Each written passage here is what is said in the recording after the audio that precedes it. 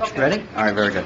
Okay, it is 7:04 p.m., and we are going to call the Town of Bay Harbor Islands June Council meeting to order.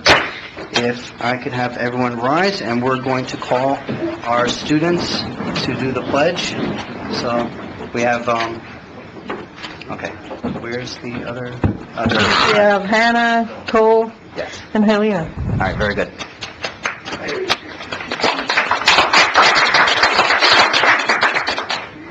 you go.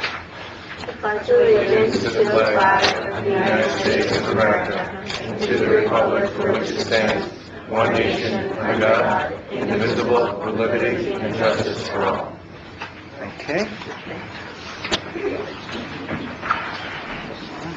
I gotta say that you guys look like an Abercrombie and Fitch commercial.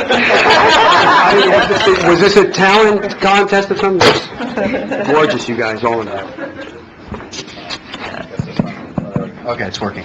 All right, so we have three students, and as some of you may know, every year we give out awards for outstanding students that are Bay Harbor residents. We have someone who represents the 8th grade class, we have someone that represents Nautilus Middle, and of course, our outstanding junior. So first, let's do this one. Let's start from 8th grade. Okay, so Helena Epstein is a rising senior in the IB program at Miami Beach High School and is part of the soccer team in the fall and captain of the tennis team in the spring. She's also the founder of the president of UNICEF Club at Beach High, and UNICEF is the United Nations Children's Fund that provides humanitarian aid for children in 190 different countries worldwide. And starting the club, has successfully planned 2 events to fundraise money and raise awareness about UNICEF and all of its work. With the 2 club events, raised over $5,500 for the cause. And within the interest in humanitarian aid and relief, after graduating from high school, hope to enter a rigorous college where to continue efforts in the realm of medicine and one day be a field doctor in collaboration with amazing organizations such as UNICEF. So that's Helena Epstein, which is awesome. Paul Vida is a Bay Harbor Islands resident and receiving the Outstanding Student Award from Nautilus Middle, participating in many STEAM projects. The STEAM project linked with science, engineering, math, biology, VEX, IQ, robotics, and is a registered member of the National SEC-ME organization. Cole has been active in conservation programs like Dream and Green Weed Lab Academy and will be attending Miami Beach Senior High and plans to carry on these programs through the school year. So Cole, congratulations. Last but not least, we have Hannah Hurwitz. Hannah graduated from 8th grade at Ruth K. Broad Bay Harbor K-8 Center. She'll be attending Miami Beach Senior High Scholars Academy in the next school year. The Hurwitz family is proud to call Bay Harbor Islands home for the last 10 years. And when not in school, Hannah enjoys spending time with the family and friends playing club volleyball and summer breaks at Camp Danby in Hinsdale, Massachusetts. And her parents are Amy and Steve Hurwitz. So congratulations to her. The certificate, and for Hannah and Helena. Hannah, there we go, and Helena. And also one special for Helena, and this is very special. For our outstanding junior, every year the Town of Bay Harbor Islands contributes $1,000 for your, for your college education. So this is for you, $1,000. Congratulations.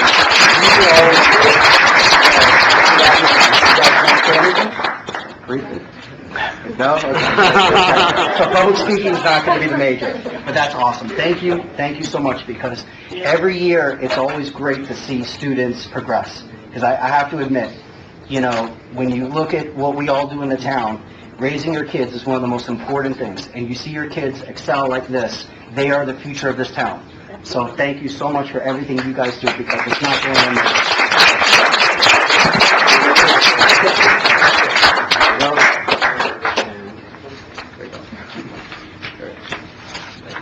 There we go. So we all get together and take a picture. 3, 1, 2, and 3, one more. Wow, great. Very good. All right, no, thank you so much. I know. have a good presentation. Okay, we have roll call, please. Councilmember Yaffe? Here. Councilmember Tricoche? Here. Councilmember Salver? Here. Councilmember Reed? Here. Councilmember Fuller? Here. Vice Mayor Britta could not be here tonight. Mayor Leonard, Here. you have a quorum. Oh, very good. All right, before we begin, I'd like to take one moment of privilege and to have a moment of silence in honor of those that passed. For many of you probably know today is the one-year anniversary of the Pulse nightclub shooting, which, to be quite honest, is the largest, unfortunately, more people died in that shooting than any other shooting event in U.S. history. And so I'd like to take one moment just to pause for that.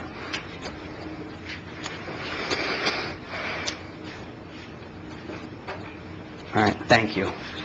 And moving on, we have, let's see, we already gave out the awards. We're going to move the legislative report for just a few moments. Our state representative is stuck in traffic, so he's on his way. Traffic. So we have requests for withdrawals, deferments, and future agenda items. We'll start from the end. Councilmember Tricoche? Okay, and Councilmember Reed? No? Isaac? Yeah, I have a future agenda item. You got it. From what I understand, I didn't see any first-hand information, but I understand that there was a bill that was passed by both the House and Senate in relation to medical marijuana. And I'd like to put it on our next agenda to talk a little bit about, the regulation of medical marijuana in our town. Very good. Okay, so be it. Let's see, Josh? No. Okay, very good. All right, we're going to go to the town manager's report. Mr. Manager? Mayor, right now, we're just waiting, the bridge engineers just got here, they got delayed in traffic, so they'll be here. They're in the car show. It wasn't because the bridge got stuck open. Okay, so they need a few moments? They need a few moments. Okay, so we're going to go to the council reports. Okay, this time, Mayor, yeah. if you want, I could invite Chief Hemingway up. There was 3 incidents that were over the last couple of weeks that, some crimes that were committed, and the police department really did a fantastic job with tracking down some suspects. Some of the crimes you saw was, one of them was reported on a news show that's led to some promising leads, and the other 2 resulted in arrests. So, Sean, if you come up.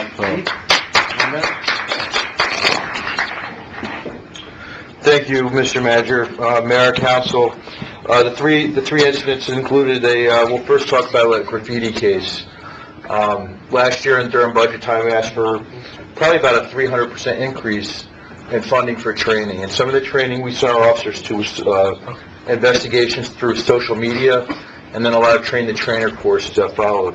As a result of our social media training, we've solved to date 3 special cases.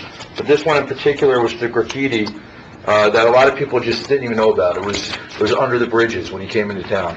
Unfortunately, our public works staff had to go out several times.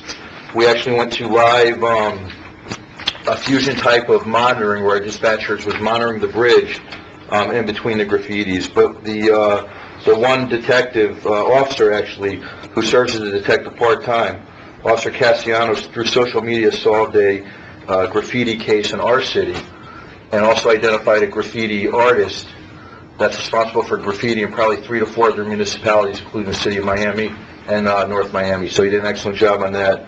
The second one was a visitor from Venezuela came in 2 weeks ago into Miami International. His ex-girlfriend picked him up, and she actually took part in delivering him to our island, where they just picked arbitrary place to stop. And the visitor was robbed of his possessions from her current boyfriend. Through warrants and through good police work, the officers were able to make an apprehension the next day and close that case. And then the third one that the manager is speaking of is the recent case that you viewed on Channel 7, for those of you that saw it. We actually it's an isolated incident, but we do have a lead, and we should be making an arrest soon on that one as well. It was a person who came to our city, hit a office building, and remove laptops. So we should be making an arrest on that very, very shortly. I know several of you had concerns about traffic. Councilmember Reed, you brought up a proposed traffic study. As part of that, I met with the manager 2 months ago. We got our device. We started our traffic initiative plan. So I'm just going to have Lieutenant Johnson come up for about 2 minutes and speak on that real quick, on what they're doing with that new piece of equipment, how they're deploying, and the success so far. Lieutenant Johnson. Good evening.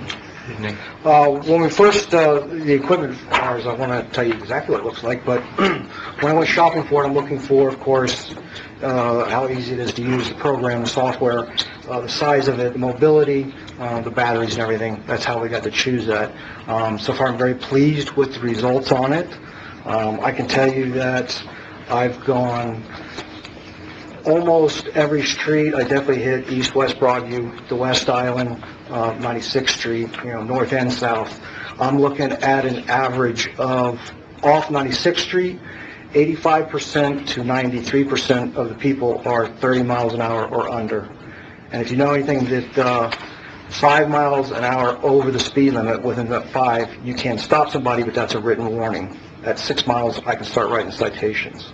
So we have good compliance. We still have those ones that want to come through here, the 7 to 10% range of 40 miles an hour and up, which that's what we're in the process of doing right now, is compiling that data, looking at where we need to deploy strategically our officers, to deal with those problems.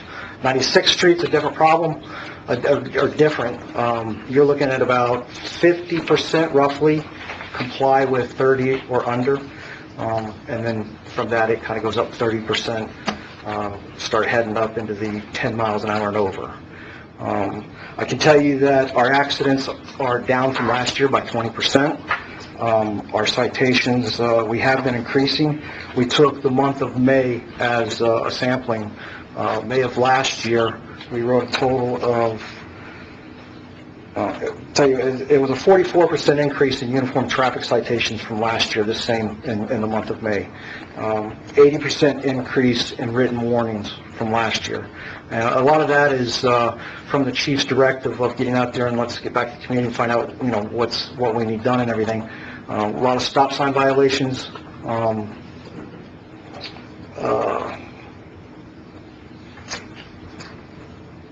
Great. Thank you, Carl. Very good. Thank you. All right, Dave.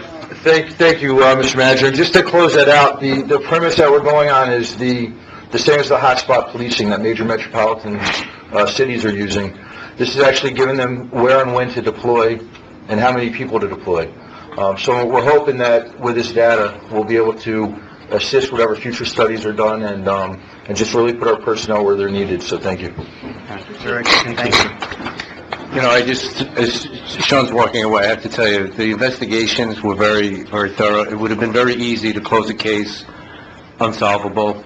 The real follow-up on the graffiti case was amazing. They were able to actually get in and get into with a picture, go to court and actually open up a social media site and track down the person who was doing it.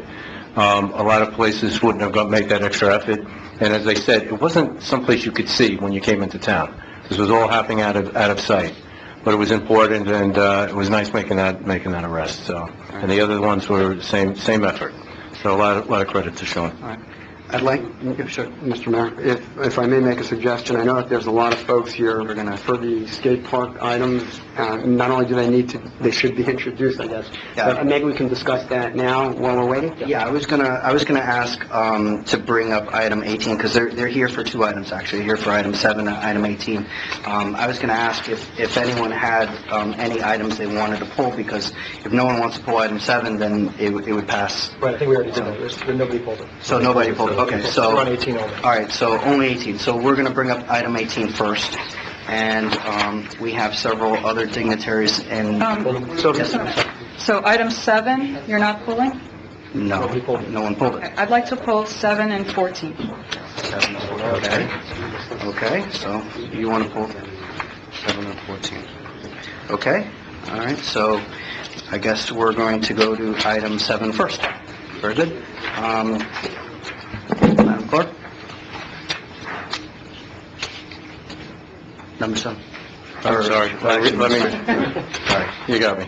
Consideration, Wait, we're pulling, if we're gonna, we pulled 7 and 14? Yep, that's what she pulled. Add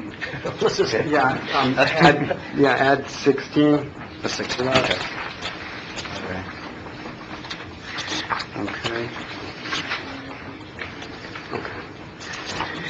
okay. Okay, start item 7? number 7. Okay, consideration approval of a resolution requested by Mayor Leonard to work in collaboration with the state of, village of Bal Harbor, the town of Surfside, and the city of Sunny Isles Beach to fund a hybrid skate park and pump track to be located in Hollover Park.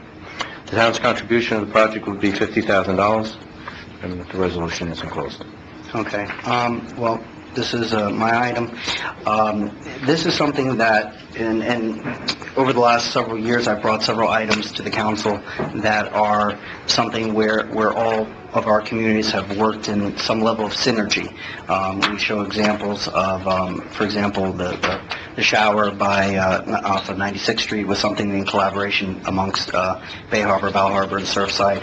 This is another example where also adding the city of Sunny Isles Beach, where all of our municipalities, and also, by the way, it's not in here because just yesterday the city of Miami Beach got on board and approved a $50,000 contribution also. So that contribution may potentially even lower our amount.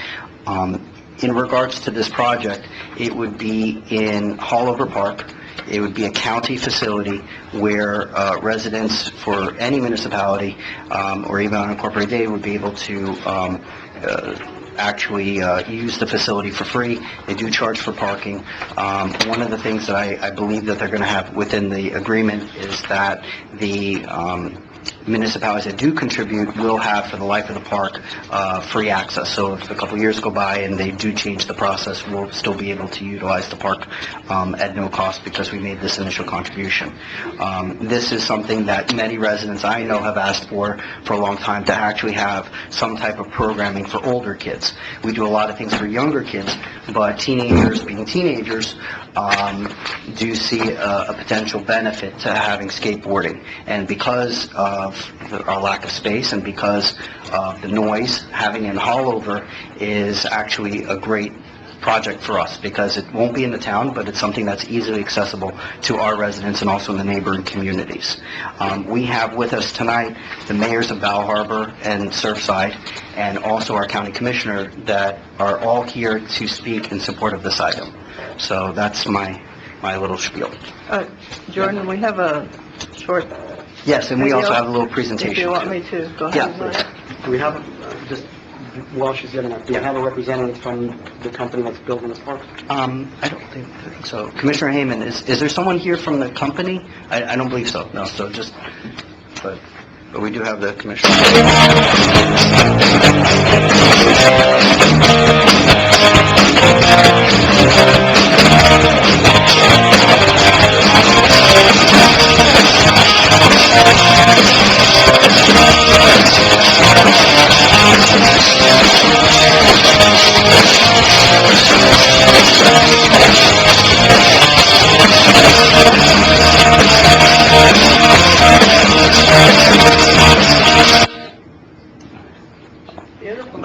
By the way, music is not included with the park. So that's extra. I'm sure the neighbors are happy about that. Yeah.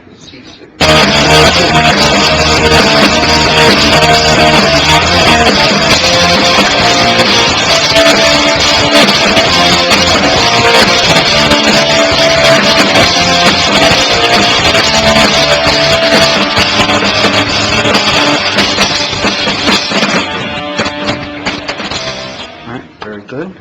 So, Councilmember Reed, you're the one that pulled this item. Yes, you don't have to sell me on a skateboard park. I think it's beautiful, it's state-of-the-art, I think it will be utilized. When I was on a community policing unit in Miami Beach in the mid-'90s, we tried to find locations because there's property damage that happens when the kids are looking for, things that look like that happen to be your 100-year-old front terrazzo steps, and historic places, post office are being damaged, etc., and it's dangerous for the kids because it's not designed for that. You have traffic. So I think it's a great location. I love what I'm seeing all about it. So my only question is the funding source. And one of the questions I was going to ask, because this is open to everyone in the county, tourists, visitors, right? This is not exclusively for the use of those who contribute? Correct. Okay. So I'm just wondering what would happen if it's so popular that maybe, a Bay Harbor and a Surfside friend would go up there and maybe they couldn't use it. And I understand that there won't be any attendant there, that it'll be a standalone, it will be part of Haulover maybe. So I'm curious to hear, the presentation from the speakers who know more about me. But I'm really just wondering, why only some of us from the county are contributing and how we can make sure that our children always have access. Okay, come on up.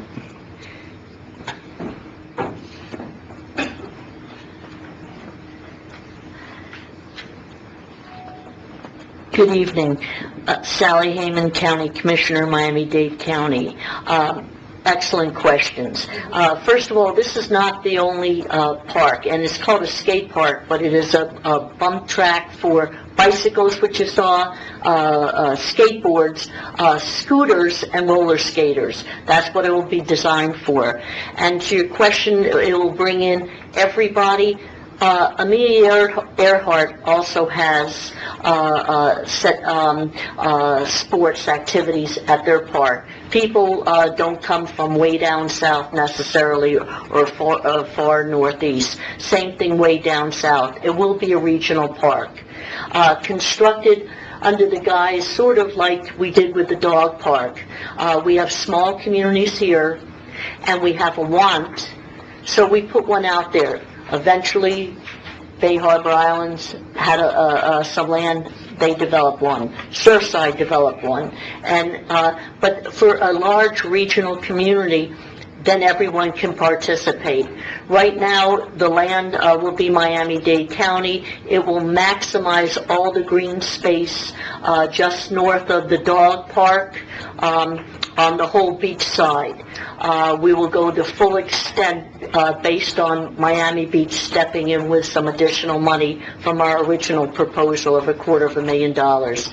And for operation, we will have park people there.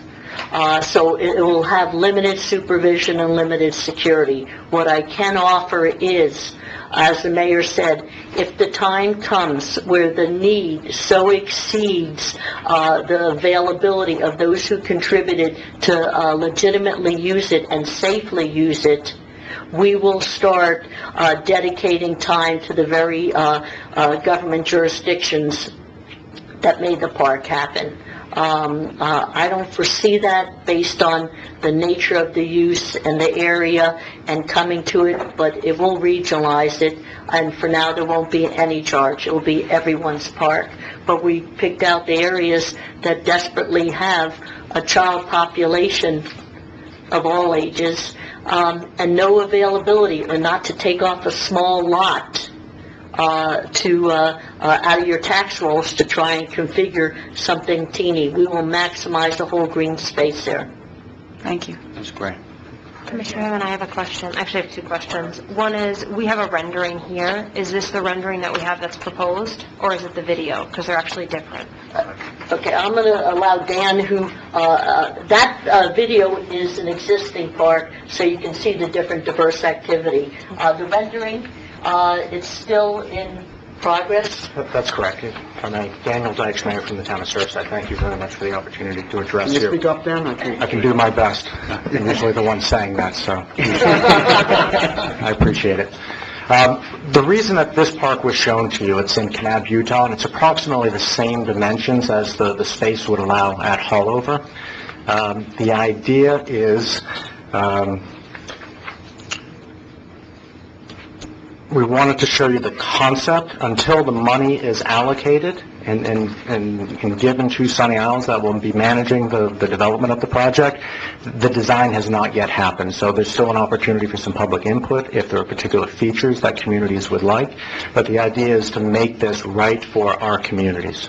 That's wonderful. The second question that I have, which also falls into that, is maybe a suggestion more so, is to have some sort of covering for it as well. It gets very hot up over there, and I know for the use like we're talking about, when you have children, having them outside in the sun during the day is a little difficult, so just a little input on that. I do have to thank you guys. I know you've worked extremely hard, and Mayor Leonard as well, to make this happen. Children of all ages, I think, are going to get great use out of this. I know I have 2 children who used the Sunny Isles Park every single weekend, so they're very excited to hear that this is happening, and thank you both for your time. Thank you. Thanks. I have a question too. Mayor, have Surfside and Bal Harbor already committed the funds through their councils? No, we've been discussing it extensively. Our commission meeting is tomorrow night, and it is an agenda item, and it will be taken up at that time. Thank you. Mayor? Hey, good evening. We are taking it up on our next agenda, which is 20th, right? Next Tuesday. Yeah. I welcome anyone who supports the project to come and lend your voice. Thank you. But the Sunny Isles Beach has already committed their funds, so, 150,000. right. And Miami Beach has committed 50,000, so already $200,000 has been committed, so. And if I may, I just want to invite and introduce Jonathan Strauss, who is the principal with Balo Solutions, who really brought this idea to the table. Oh, okay, so, yeah, you had a question? Yeah, I had a question, and actually it was for Mr. Strauss, because I had a meeting with Mr. Strauss. He came to my office actually to visit the Vice Mayor of Bal Harbor, who happens to be my son. 2 for 1. When I was there, yeah, he got a 2 for 1. He got a 2 for 1. Sunshine. So no sunshine. No sunshine, not an issue. And Mr. Strauss was nice enough to bring his laptop and show us some videos. Tell me, for the park that we saw the video for, and for the other parks across the country that you've already built out, what is the average square footage of the parks? Where does it range from? Anywhere from 7,500 to about 15,000 square feet. So 7,500 is on the... I remember kind of you saying 9,000-ish was really the minimum up in... Yeah. We like to say 10,000 is the magic number, but we just built one for David Carr in a private residence. He's a former NFL player, and I just got back from Bakersfield, and it was a 5,000 square foot build, and we were kind of nervous to do it, but we said it's a private build. He's not going to have people attending it and what have you, but we really maximized the use of it, and I was very happy with that size. So it's hard to say because we're in a community that's booming with young families on both sides, Sunny Isles and on this. I'm a Surfside resident, and when you ask me at first 7,500, I say it's small, but we'll maximize the use, and the kids are really going to have a lot of fun on it. Because I was just, first of all, after seeing your presentation, which kind of made an impression on me, when I see the project proposal said 7,500 square feet, and I see the size of the dog park, which must be 100,000 square feet, and to have like the skate park to be 7,500 square feet, I mean, if we're going to do this, I think we really need to do it right, or on a little bit larger scale, to at least comply with what Mr. Strauss's company feels is the optimum size on the south end of the scale, because 7,500 square feet, I mean, I'm thinking of a single residential lot in Bay Harbor Islands, and it's 10,800 or 10,000 square feet, and I couldn't see having a skate park on the property that's, smaller than my house. One thing that we need to do is make sure that it is accessible to all, even people who have disabilities or challenges. So I will promise that whatever green space and whatever area we can use in that area, we will use for recreation purposes or access to it for people who want to watch them. So we'll maximize it to the largest extent we can. But can't we get some type of commitment that it will be at least 10,000 square feet? The best I can do is make a commitment that I'm, as a Miami-Dade County Commissioner, giving public land for development, because we have wonderful municipal jurisdictions willing to fund an activity there. Right. That's the best I can do. It's not in our master plan. We have altered it to, just like we did for the dog park years ago. So the best I can do is give you the maximum use of the land for it to be developed.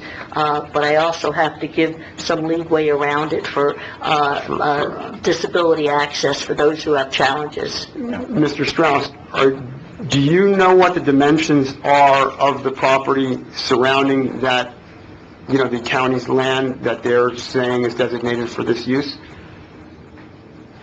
The square footage... Triangle. That triangular type area, it's more like a parallelogram meets, what have you, triangle. But... The students back up here. It's... What we've seen is, and I like what Councilmember Tricoche said, in terms of amenities, in terms of a covering and things like that, and it looks like we're getting enough commitments from the municipalities to support it, that not only will we be able to utilize to build and maximize the rideable surface, but we're seeing that the more amenities that communities invest in, the better it is, because the kids in the style of build that we do, they can handle about 30 seconds to 45 seconds on, and then they have to rest a little bit. And so it allows for a lot of flow and a lot of stuff. If we focus on extra amenities that'll surround it, it'll be great. I can assure you that. So Miami Beach's surprise donation doesn't lower hours, it just adds more amenities, right? And has anybody reached out to North Miami Beach, Aventura, any of the other surrounding areas that may not be in the area of Amelia Earhart? No?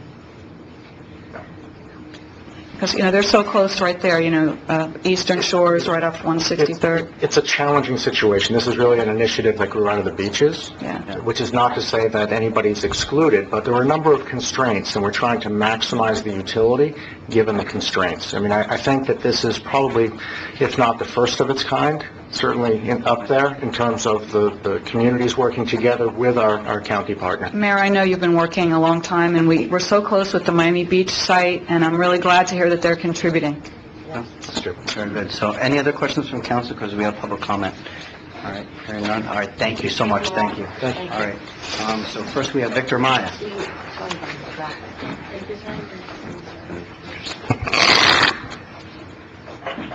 Good evening. Good evening, Victor Maya, 1155 103rd Street. I think this park is a great idea. However, I am concerned about the tax equality equity, situation here, where Bay Harbor Islands is putting the same amount of money as Surfside, Bal Harbor, Sunny Isles. Our tax base is not the same. Excuse me? Sunny Isles Beach is contributing okay. times the amount. All right, I'm sorry, forget Sunny Isles. Same as Surfside and Bal Harbor and Miami Beach. Miami Beach just got $10 million, to help with their park on North Beach Park, right there on 88th Street. Surfside has gotten money from developers to put up their lights, during the holidays and other things. Bal Harbor has just reaped a considerable amount of concessions from developers for the expansion of Bal Harbor shops. We do not get anything from our developers, towards that. So for us to pay the same amount of money as all of these municipalities, I think is a little bit too much. I think you need to look at a percentage type situation and consider that. I would be fine, with paying the $50,000 if our children from this town could use the pool in Surfside. If our children in this town could use the basketball court right across the bridge there on 96th Street in Bal Harbor without getting carded. Right now, anyone can use that park in Hollover. My tax dollars already support it. Frankly, I think the county should be paying to do this whole thing and not, shake down the city, but be that as it may, they don't want to do that. What if we say no? Our kids can still use that park, and this threat of, well, maybe if they put a fee in 2, 3, 4 years, whatever, so what? I don't think that we should be spending the same amount of money as these municipalities for this project. Thank you for your comments. Kathleen Kennedy? Kathleen Kennedy, where am I living? 9118 West Bay Harbor Drive. I'm still a little jet lagged. This is amazing. I'd like to thank Sally Hayman, Commissioner Sally Hayman. Mayor, I know this is one of your projects and the council, and I think we should go ahead, spend this $50,000 on our teenagers as a member of the Parks and Rec. The only questions I have is, do these kids sign a release if they get hurt? What's the liability? What are the hours? And maybe we'll talk to JC, and maybe we can get a bunch of kids up there together and drop them off and pick them up, just to protect our children in Bay Harbor Islands. Let's do things special in this town. Okay, so I think it's a great idea. Mr. Mayor, thank you. And again, Sally, I really appreciate you getting involved in this, and I think we should go ahead and, I don't know if it's going to be in this budget or the next budget, but let's do it. Thank you. Thank you. The one last thing I'd ask is, this is not an item that is budgeted for this fiscal year, but I'd ask that we put it in, come from reserves, and then when we do our budget, perhaps we can put it in the fiscal budget so we can reimburse the general reserve fund the $50,000, so it will be appropriated for the next fiscal year. I just had a question, if I may, ask Sure, a question to Michael Miller. Yeah, sure. Mike. Michael, with the town's investment in this particular recreational facility, will it mitigate a portion of our obligation under our comprehensive plan for the recreation? Whichever element that our parks fall under, will this be included in the list of assets that we offer our residents in compliance with that obligation for our comprehensive plan? Michael Miller for the record, town planner. I would say in part, yes. Our plan is a little unique right now because the land was originally developed with very little park space, as we know. And we've been, earnestly trying to acquire more parkland as we go.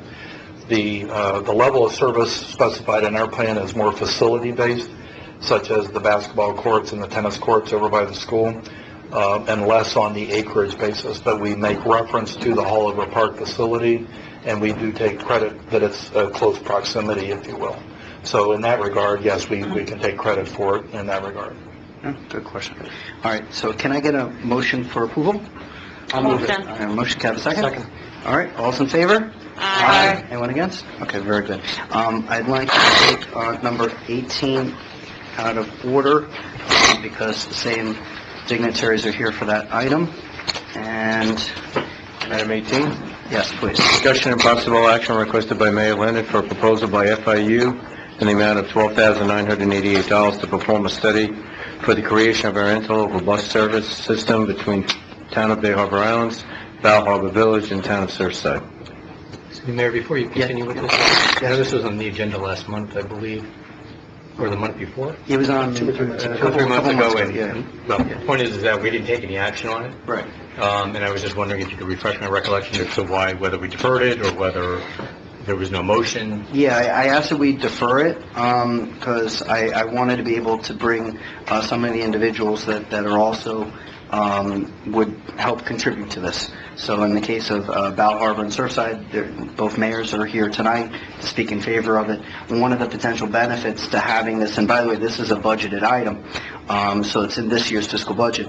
One of the benefits is exactly, believe it or not, actually what Mrs. Kennedy mentioned, is that having that synergy where our bus systems will be able to interconnect and contribute to providing a safe mode of transportation for children and teenagers to go to a facility like the new skate park. One of the other things that we as the mayors of the communities have also discussed is having, and this is something I don't believe I mentioned in the last meeting, I don't recall, is having another level of synergy, which is actually having using technology in order to combine our bus systems together, so that way individuals in Bay Harbor or Bal Harbor, Surfside, no matter where you live, you will be able to know where our buses are, so you're not exactly waiting for the bus for an hour. And that's something that is not utilized right now. And for those individuals who do use the bus system, it will help allow us to use not just the Bay Harbor system, which maybe our residents know, better, but also perhaps utilize some of the other connecting bus systems, like for example, Sunnyhouse Beach, which may go to other stops than Bay Harbor does. So you'll have a greater distance that you'll get to travel for free.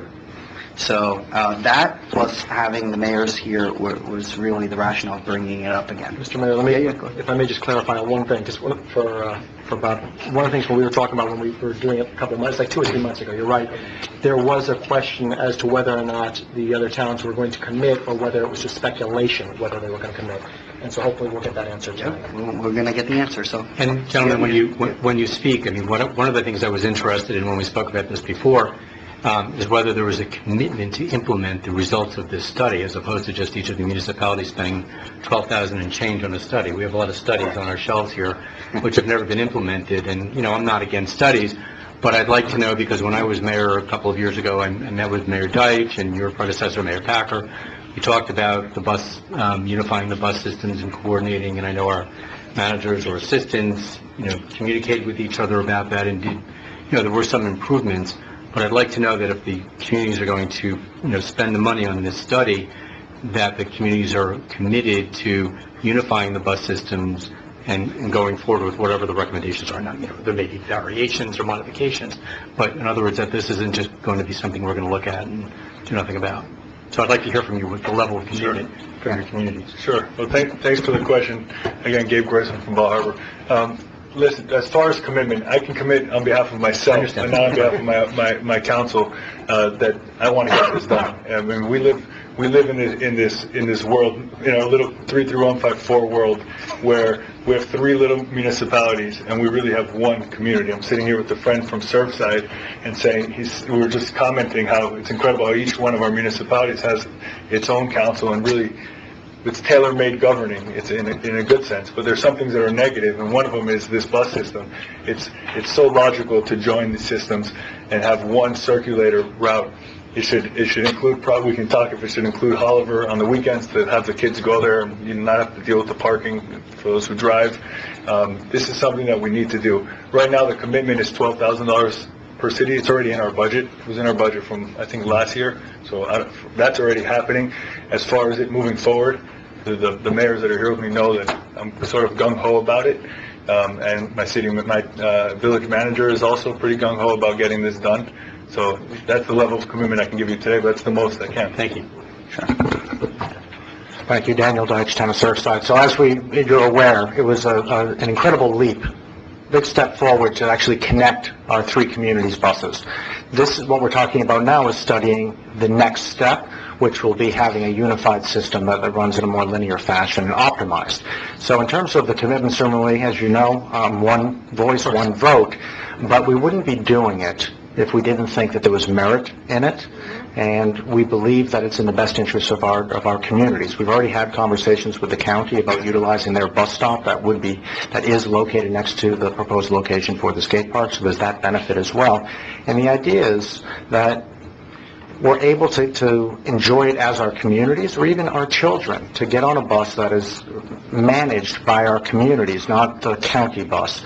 It's just a very, very different situation, and it's a unique opportunity, one that I hope that we're able to take advantage of. Has Surfside already committed the funds?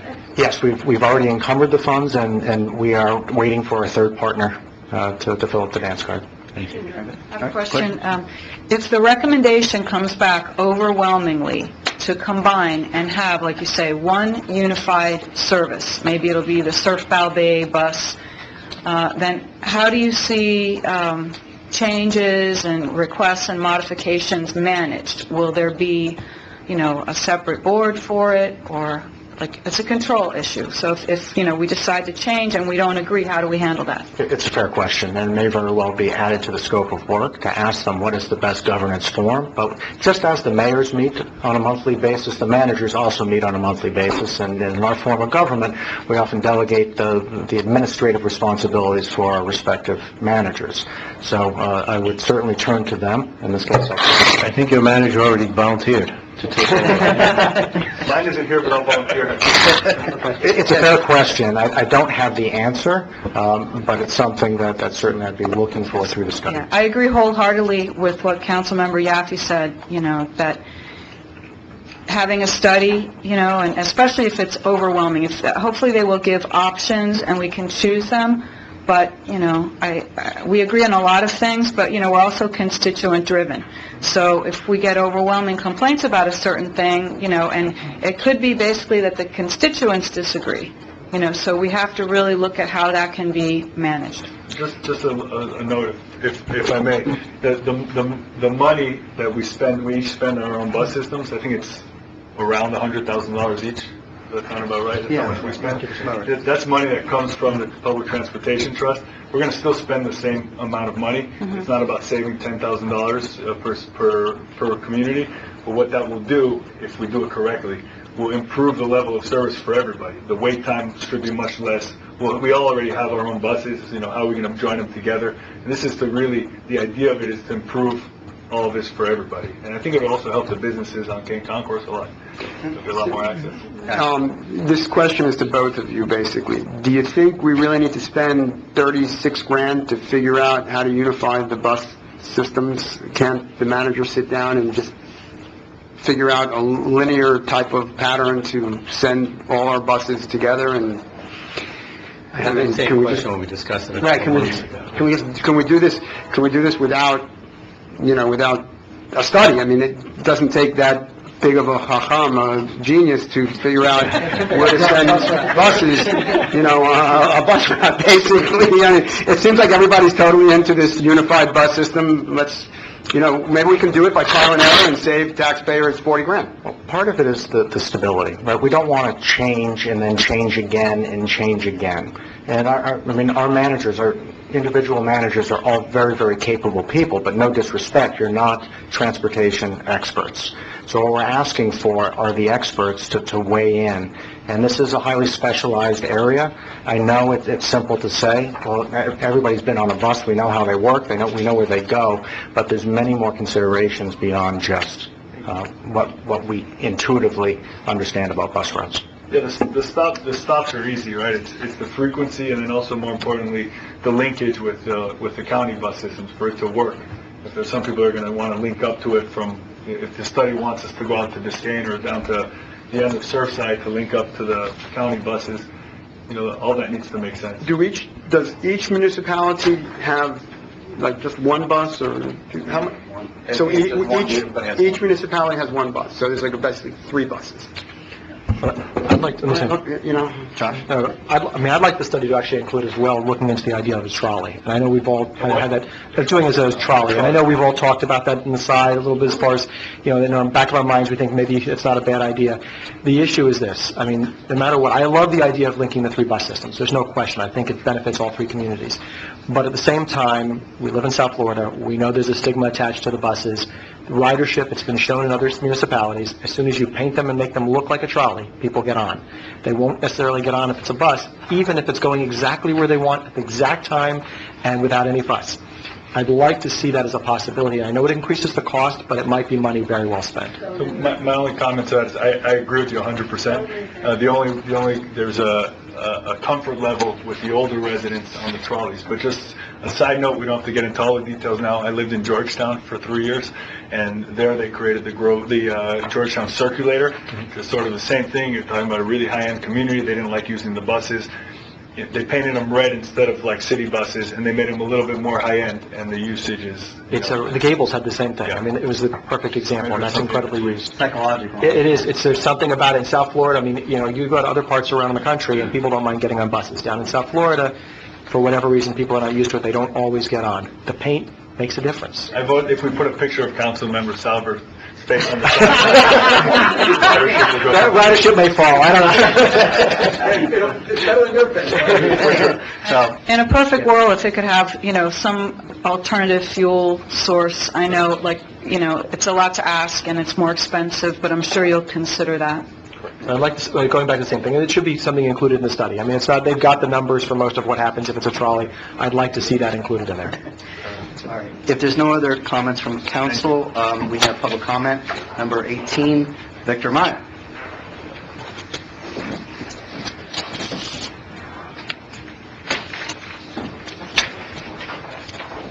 Victor Maya, 1155 103rd Street. It's $13,000, not $12,000. Secondly, this council has been averse since I moved into the town to paying any kind of money for any consultants whatsoever. I mean, you've all scoffed at consultants for, myriad of reasons, but you're willing to spend potentially $13,000 here for consultants, which, and I agree, Commissioner Salver, I think all the, assistant town managers can get together and figure out, how to make this happen. I don't know the full history of what happened, but I grew up in Surfside. I lived there for many, many years, and I loved going to the Surf Bell Bay Library. I mean, that was my home away from home. I was there all the time. And that was something that was managed some way by all three municipalities. And all of a sudden, poof, gone, and there was no library. And I don't know the history of that, how that just all disintegrated, such a great library, and you guys stepped up and said, we need a library. And we got a library, for in our new community center, a library which, by the way, Surfside and Bal Harbour residents can also use, without having to contribute as much as we do, on tax basis. And so when I hear this unified bus system, and I think about Surfside, Bal Harbour, and Bay Harbor running a unified bus system together, I have concerns that we're just wasting our money, and then at some point, everybody's just going to go back, their own separate ways. And if we want to create efficiencies, great. Let's let our managers do that. We don't need to spend $36,000 or $39,000 to do it. Thank you. Thank you for your comments. Francis Newhut?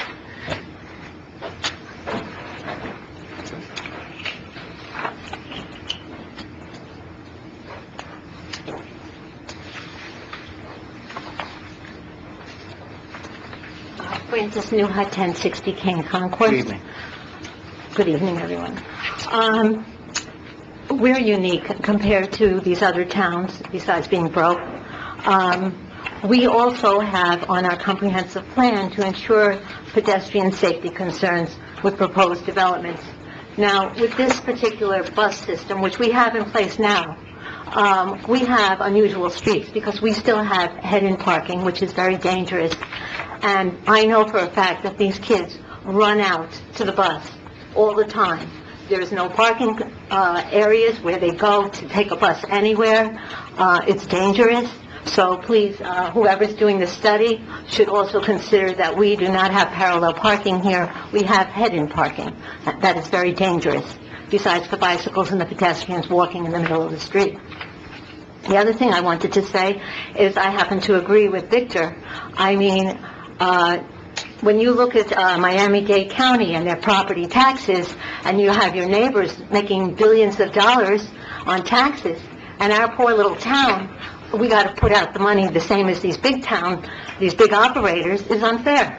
We have a tremendous school here that supports these people, and I think that with this new, the Bal Harbour expansion, I think they can contribute a couple of dollars into helping our town. Bal Harbour can help with their basketball courts, since ours will be closed down, of letting our children go there. I mean, it's disgusting what these other two towns have done to us. And we are too friendly and too nice. And like I said, they should be contributing 100% because we support their children in many ways in this town. Thank you. All right, thank you for your comments. We don't have any more public comment. Council? I just had a question. If there was anybody from FIU who's going to be the contractor in this consultancy to speak, is there anybody from FIU here? I don't think so. No. No one from FIU. I have a question of the manager or the assistant manager. Your recommendation on this item is to approve it. Could you please speak to that? Well, I think, as the mayor said from Surfside, could we do it? Yes, but we're not transportation people. We did try one time to involve the county in helping us with that, and they just didn't have the time or could spare it to us. And I would hate to try to do things and have to come back to the drawing board because it just didn't work. I know at our level, we would do anything together. It's not an issue like that, but when it comes to combining the three, bus routes together, I don't think that's going to be an issue or doing that. But again, I don't know what the pitfalls are in doing that or how to really marry it up and get the best bang for the buck. Thank you. Okay.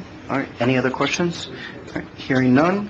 Okay. I just wanted to make a comment. I think it would be, since we have this $13,000 already in the budget, maybe we can allocate this to the skate park and mitigate the amount that we transfer from reserves from 50 to whatever the difference is between the 13 and the 50. Well, Save the taxpayers money, because I kind of agree with some of the comments that, although I support efficient and, best practices regarding our bus, I just, we don't, I know we do get transportation funds. I mean, we don't have, resort tax. We don't have the resort resources that Surfside and Bal Harbor have.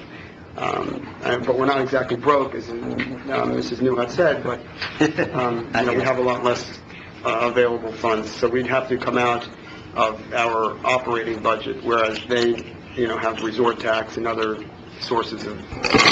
So number one this year, right, Ron? Yeah, we're number... Yeah, just so it's understood, for us, we don't get to use 100% of those funds for the bus, because we had it before the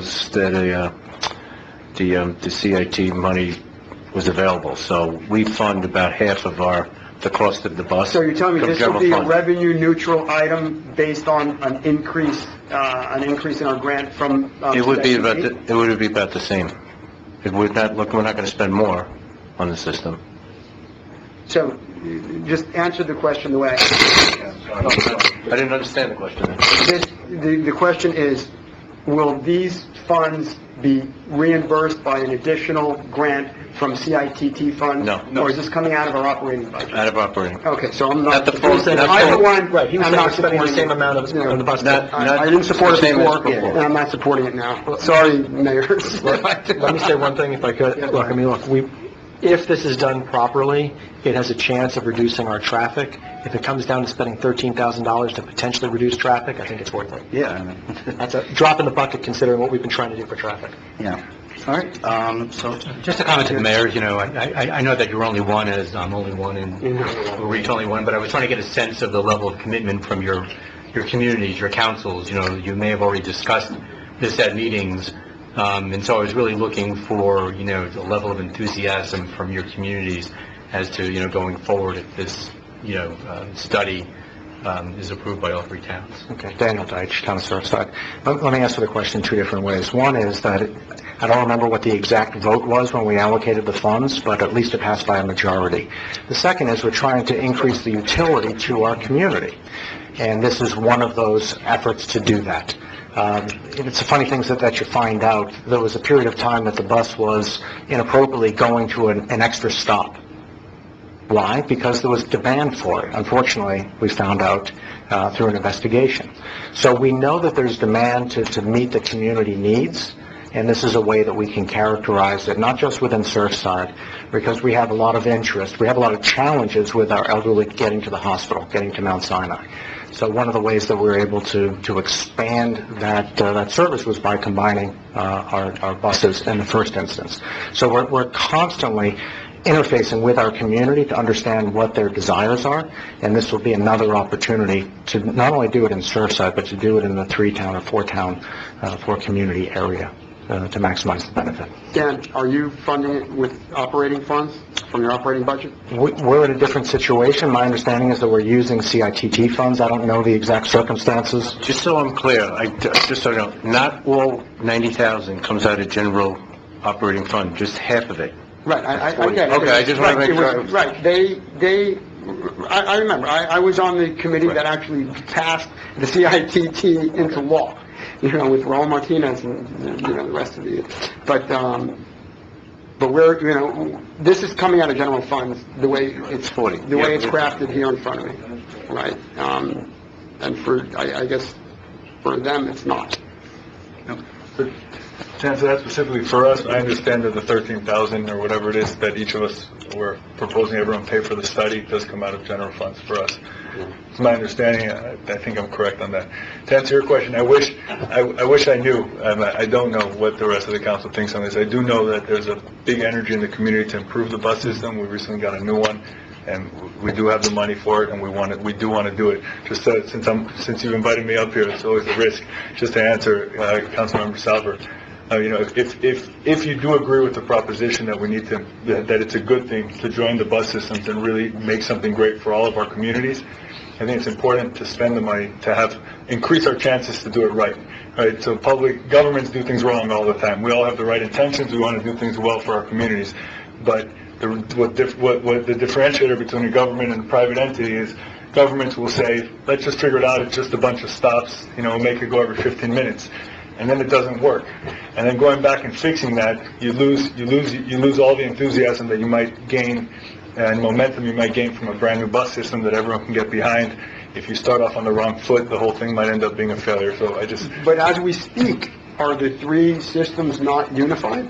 No. To some extent. To some extent, but nothing like what we're trying to do. Right. It's not.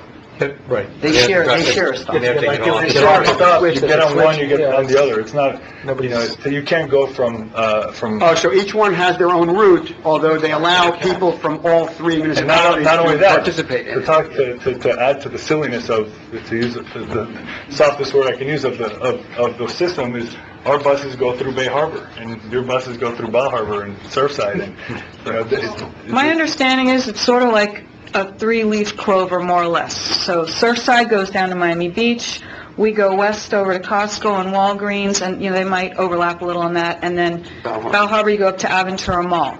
So instead of 3 buses, just sort of looming around, so obviously the goal is to have one unified system.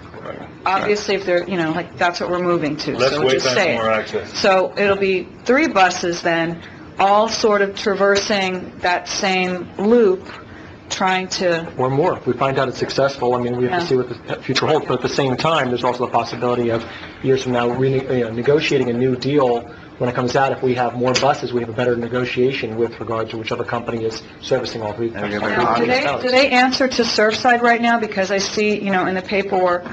Each of us has our own company. But just for the purpose of this particular study, Mr. Ceballos, is he submitting his findings to Surfside? I believe they're the ones that... Right? Or you're taking the lead on it just for now, but... Perhaps volunteer our administration to take that on. It's got to be submitted all through. All of us will... Yeah, we would all Before we vote, can I get an answer from you guys as to why this can't come out of CITT funding? May I? The CITT, when we get X amount of money a year, the way they establish the bylaws, 80% of it has to go towards transportation, 20% of it has, minimum 20% has to go towards transit. You can use all 100% on transit, but you can't use 100% on transportation itself. So we've maxed out on our transportation component? Yes, we're using 80% of our funds on the debt service or our community enhancements project. Then the 20%, the remaining is what we're using to pay the difference, or the $40,000 or $50,000 that of the $80,000, $90,000. But ideally, we should be using the CITT money if we didn't have that debt service. And again, you have to go back to when we first started, when we first, the CITT first incorporated, started, we weren't able, they told us that we couldn't use it on our bus because we already had that budgeted. So it had to be new and above. Later on, they changed the rules, so that's why we were able to start using some of it. But at that point, we were already using it to pay our debt service. So I didn't want to, you take away some money from there, it still have, we still have to pay. It's still money's money. Right. Okay. All right. Any other questions? If not, all those in favor? I don't have a motion. Sorry, what? No motion. Oh, I'm sorry. But I will move it. Josh will move it. Do I have a second? I'll make a second. Okay, we have a motion and a second. All those in favor? Aye. Anyone against? Okay, passes. Thank you so much. Thank you, gentlemen. Thank you. For being here. All right, we have one other item out of order. We have our state representative, Joe Geller, is here, and our lobbyist, Dave Caserta, to tell us both the good and the bad news. The good, bad, the other. How close we can.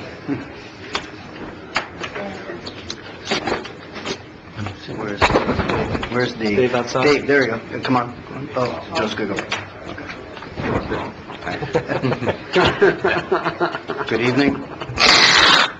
Well, good evening, and I'm glad I had the opportunity to hear that very interesting discussion. So every once in a while, showing up a few minutes late does you some good. So, can you change the rules of the CITT so we can get our $12,000, $13,000 back? Now, you let Sally get out of here without answering that. She wouldn't answer the question about the land. If maybe the legislature can do something. We've done some stuff with MDX. It does seem to be, frankly, kind of unfair that different communities that are so similar otherwise are treated differently for purposes of how you can spend the CITT. So, why don't you continue that discussion with us, and we'll take a look. I think it's probably the county commission, but if it's something the legislature can do, we'll take a look at that. I mean, certainly transportation funding is a major issue. So with that said, happy to be with everyone tonight. Nice to see you, and nice to see all of you, and especially those of you who come visit me. Come visit more. We're very glad to have you. I want to tell you that it was an unusual legislative session. You're fortunate to have such good representation as with Mr. Caserta. Does a great job for you. Very persistent, I think is the word I would look for with us. We had,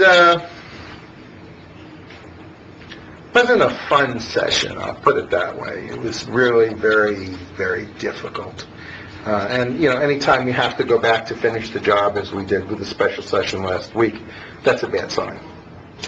There were some good things, but it was a very tense session. And till late Friday, we thought literally we might have to come back this week because it didn't look like it was going to get done. So there were some good things that happened. There were some problems with process because there were some bad things that happened. One of the big problems with process, after promising all this openness, it didn't end that way. But also this new attempt to try to make things transparent, to have every appropriation be linked to a member bill, had some positive effect, but frankly, at the end of the day, it overwhelmed the system.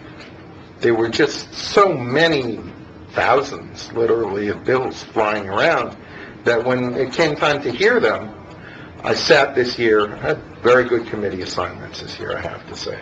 I sat on the Commerce Committee, which is a very important committee, had a lot of things.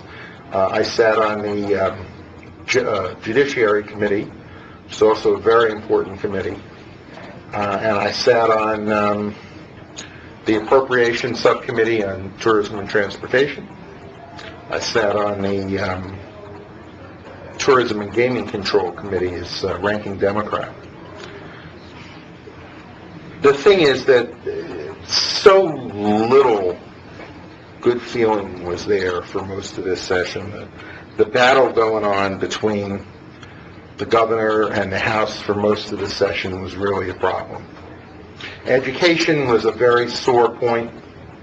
This whole Schools of Hope thing, taking money from traditional public schools, putting it to charter schools, that's a real problem. There was some changes made, but we ended up with this Omnibus 7069, which has some good things in it that I support, like recess, that I fought very hard for. But on balance, it's a terrible bill. We still don't know for sure. The rumor is there was a deal, but it might still get vetoed, and it should. And it should. We came back in the special session trying to cure some of these problems. I mean, the problem of a lot of so-called PICO money, public education, capital outline money, going, again, to charter schools. We came back in the special session, and they raised the FEFP, the base funding formula for student, by $100 a student. If we weren't so far below national average, this is the third largest state in the country. We should be above the national average. We shouldn't be fighting to see how far below it.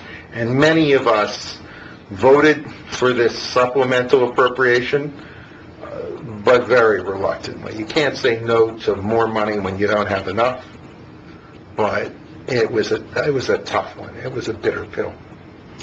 Again, on the environment, the problem is, but I'm a realist. You have to be if you're a Democrat in the House. But it's one thing if it's 2 steps forward and 1 step back, but so often it seems like it's 2 steps forward and 2 steps back, or 1 step forward and 2 steps back. I mean, something got done this year that needed to be done. We put money into this reservoir. Now, I haven't always been one of those who thought that was the most important issue. We did some things last time in terms of protecting our water supply, in terms of protecting springs, in terms of finally honoring the intent of the voters who passed Amendment 1. And I really did think those things were more important than just this one project. But we did them. And so by this year, it was time. I don't think this reservoir south of the lake is going to solve all these problems of discharges into the estuaries. And that's, believe me, a huge problem. And nor do I think this is strictly something that gets laid at the feet of sugar. There are a lot of other agricultural interests, including cattle. And quite frankly, we have to be honest and say that the continued push westward into the River of Grass, starting all the way up, of development, the continued paving over of what used to be agricultural lands and farmlands that are now homes and parking lots.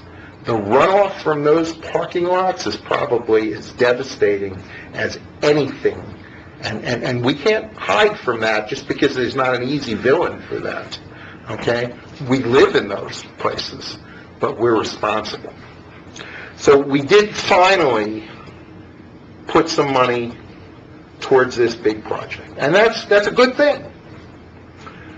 But to not have a dime for Florida forever, for the land buying program, is almost tragic.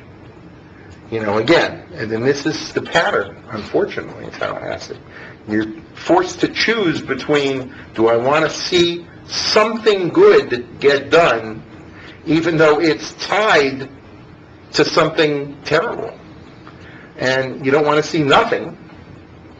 I will say that on the very last day we came back, and miraculously, with all the pushing and pulling, they finally put a down payment on fixing this enormous earthen dike that runs around Lake Okeechobee. It's a 5-year project.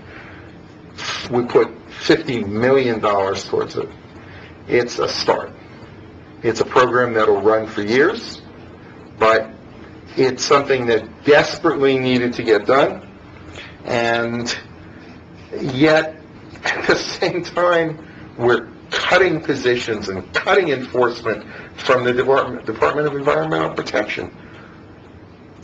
But the move to safeguard all of us from a catastrophic event around that lake, when you see what happened in Louisiana, you realize that this is something that the time to do it is long past. A step forward, frankly, unexpectedly in our special session.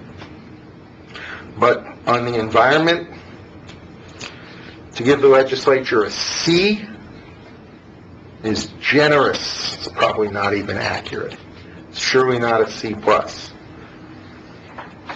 On some other topics of particular interest, oh, by the way, talking about the environment, to say again that there's no significant progress and no real movement towards addressing climate change, towards addressing sea level. I mean, where could we be? My district on the Intracoastal has got to be, ground zero for that. And to see the continued unwillingness in Tallahassee to accept that that's a problem and to do anything about it, again, just awful. Terrible cuts to our public health care system. They say that those funds are going to be replaced by federal dollars. We haven't seen it yet. Remember, the biggest single failure that our state has done in recent years is the refusal to accept the federal dollars to expand Medicaid. I mean, not only wrong, not only inhumane, I mean, what a terrible policy to tell people, go out and get a job and lose your health care if you do. And the dollars left on the table, $50 billion over a 10-year period. It's not just that it would help health care. The ripple effect of having that money is enormous. There would be so many things that could be done. But, again, just a terrible thing. On criminal justice, there have been some movement forward. There was a terrible backlog in this state of untested rape kits, just sitting there, and finally some money to attack that backlog. But in the same breath, some of you who know me better than others know that I'm a lifelong opponent of the death penalty, and got to vote against it again this year. Just no, don't want it, don't need it, shouldn't have it. The state attorney for the 9th Judicial Circuit stood up and took a principled stand and was punished in the budgetary process for taking a stand based on principle. Terrible things done to our Florida retirement system that may make it not only unsupportable, but that are unfair to some of the people that are there. And again, they said, well, we're going to give state workers who haven't had a raise in years, we'll give them a raise, but only if you guys vote for this terrible set of changes to the FRS. The tax package, at least compared to some of the things we've seen in recent years, was better. I still am upset from 2 years ago when we voted this huge tax cut in the communication services tax. And the result of that tax cut, I was one of the few who voted against it, there were very few of us, was that everybody, for every $100 you spent on your cell phone or cable, you got, I'm not making this up, it sounds like it's 61 cents a month in tax relief. 61 cents. And by the way, if you were economizing and your bill was only $60, it was about 40 cents. And to do that, which I have to think no one could even notice, we blew a $475 million hole in the state's budget. What we could have done with that money, at least this year, the tax cut was pretty appropriate. It was mostly not geared to big business. It was mostly geared towards things like the hurricane relief tax holiday that we just had, sales tax holiday, back to school sales tax holiday, some things that really affect average families. So that was good to see. So just to summarize, Some money for Everglades restoration, $167.6 million. That's a good thing. Raises for state employees. Finally, unless we haven't seen it signed yet, one of the things I've been most upset about is that we've been defunding the Bright Futures Scholarship Plan. And finally, we're putting enough money, well, not enough, but a real boost into Bright Futures unless that bill doesn't go forward either. And some relief for the justice system for the clerks of court. But again, the changes to FRS, the cuts in the hospital funding, no funding for Florida forever. None. It's inexcusable. And they keep stealing the money from so-called trust funds, like the Sadowski Trust Fund for Affordable Housing. I knew Bill Sadowski. He was a wonderful guy. He would be horrified.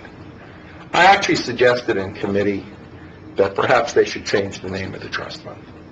As I pointed out, as an attorney, I know what it means to have a trust fund. If I treated my trust fund the way they treat these trust funds, I wouldn't still be an attorney. So I didn't want to take Bill Sadowski's name off. I just said maybe we should change the name to the Bill Sadowski Affordable Housing Lack of Trust Fund, because they didn't like that one too much. The money, again, for charter schools, we'll wait and see. The cuts to the Department of Environmental Protection. Look, the bottom line, we went up there for this special. We brought back a little bit more money for public schools, not enough.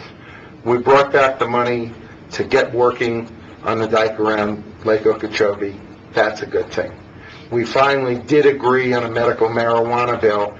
It's a terrible bill. It's a terrible bill. It's a bill that does way too much to retain and even expand the monopoly power of this small group, this cartel that seized control of this and gave them these 7 original members, the 7 sisters. I mean, honestly, it's like El Salvador before the Civil War, 7 families controlling. But they have the vertical integration. The same people that are the growers are the ones who have the retail dispensaries. No reason for it. 25 dispensaries each, and that can grow. I mean, this is a system designed to inflate prices and deny consumers choice. But at least we got a bill. But always with a price. The classic Tallahassee bait and switch. If you want this, you have to vote for something terrible. So we had to finally vote some money for Visit Florida. That's a good thing. And the cost is an $85 million slush fund for the governor to spend on economic development with practically no oversight and no restrictions. Right here, by the way, for Bay Harbor, 2 projects with, again, the very able, hard work of Mr. Caserta. Got 2 projects that we fought to get in the budget: the sewer lateral lining and expanding the police department. And we got them in, and let me tell you, not an easy feat. And then the governor vetoed both.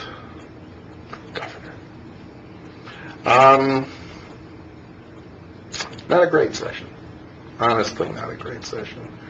Bad things, but less bad stuff got done than they tried. There was an all-out assault on cities and on home rule. They tried to tell cities everything, that you could only have your election on 2 days in the year. You either had to have it on one weekend in March they picked or in November. Literally, that you couldn't decide if you wanted to have your primary in August and your runoff if you needed one in November. So if you had it in November and you had to have a runoff, nobody votes. They wanted to literally repeal every single local government restriction. We found a way to block that. And I'm happy to tell you tonight that I heard recently from the Florida League of Cities, and I've been voted as one of their home rule champions for the year. But just, it seems that my esteemed colleagues. I call them that because it's the polite thing to do, and also because they just get me so esteemed. That they think when they walk into that building, they just suddenly get a lot smarter. And they forget that the people that are here, the people in this audience, the people watching on TV, the people who elect all of us to office, are the same constituents. They're the same people that vote for you, that vote for me. And they're just as smart when they choose you as they are when they choose legislators. Somehow these guys think that they know better than everybody. And we keep trying to remind them that home rule and local government is the government closest to the people. So my report to you is some good stuff got done, some bad stuff got stopped, but not enough of either. I'd be happy to answer any questions. Thank you. Thank you, Joe. Any comments or questions from our council? Anyone?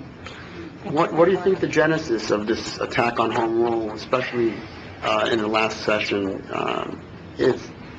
They tried everything. Everything, they went from, vacation rentals to, they actually had a proposal that said you couldn't raise taxes locally except every third year.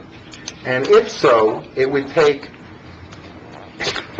their math is not so good either. They said it would take an 80% vote of the governing body. So if it's a 5-member governing body, that doesn't sound so terrible. It's 4 instead of 3. Just one more person. But when there's a 9-member, like the school boards in both Dade and Broward, somebody forgot to do the math.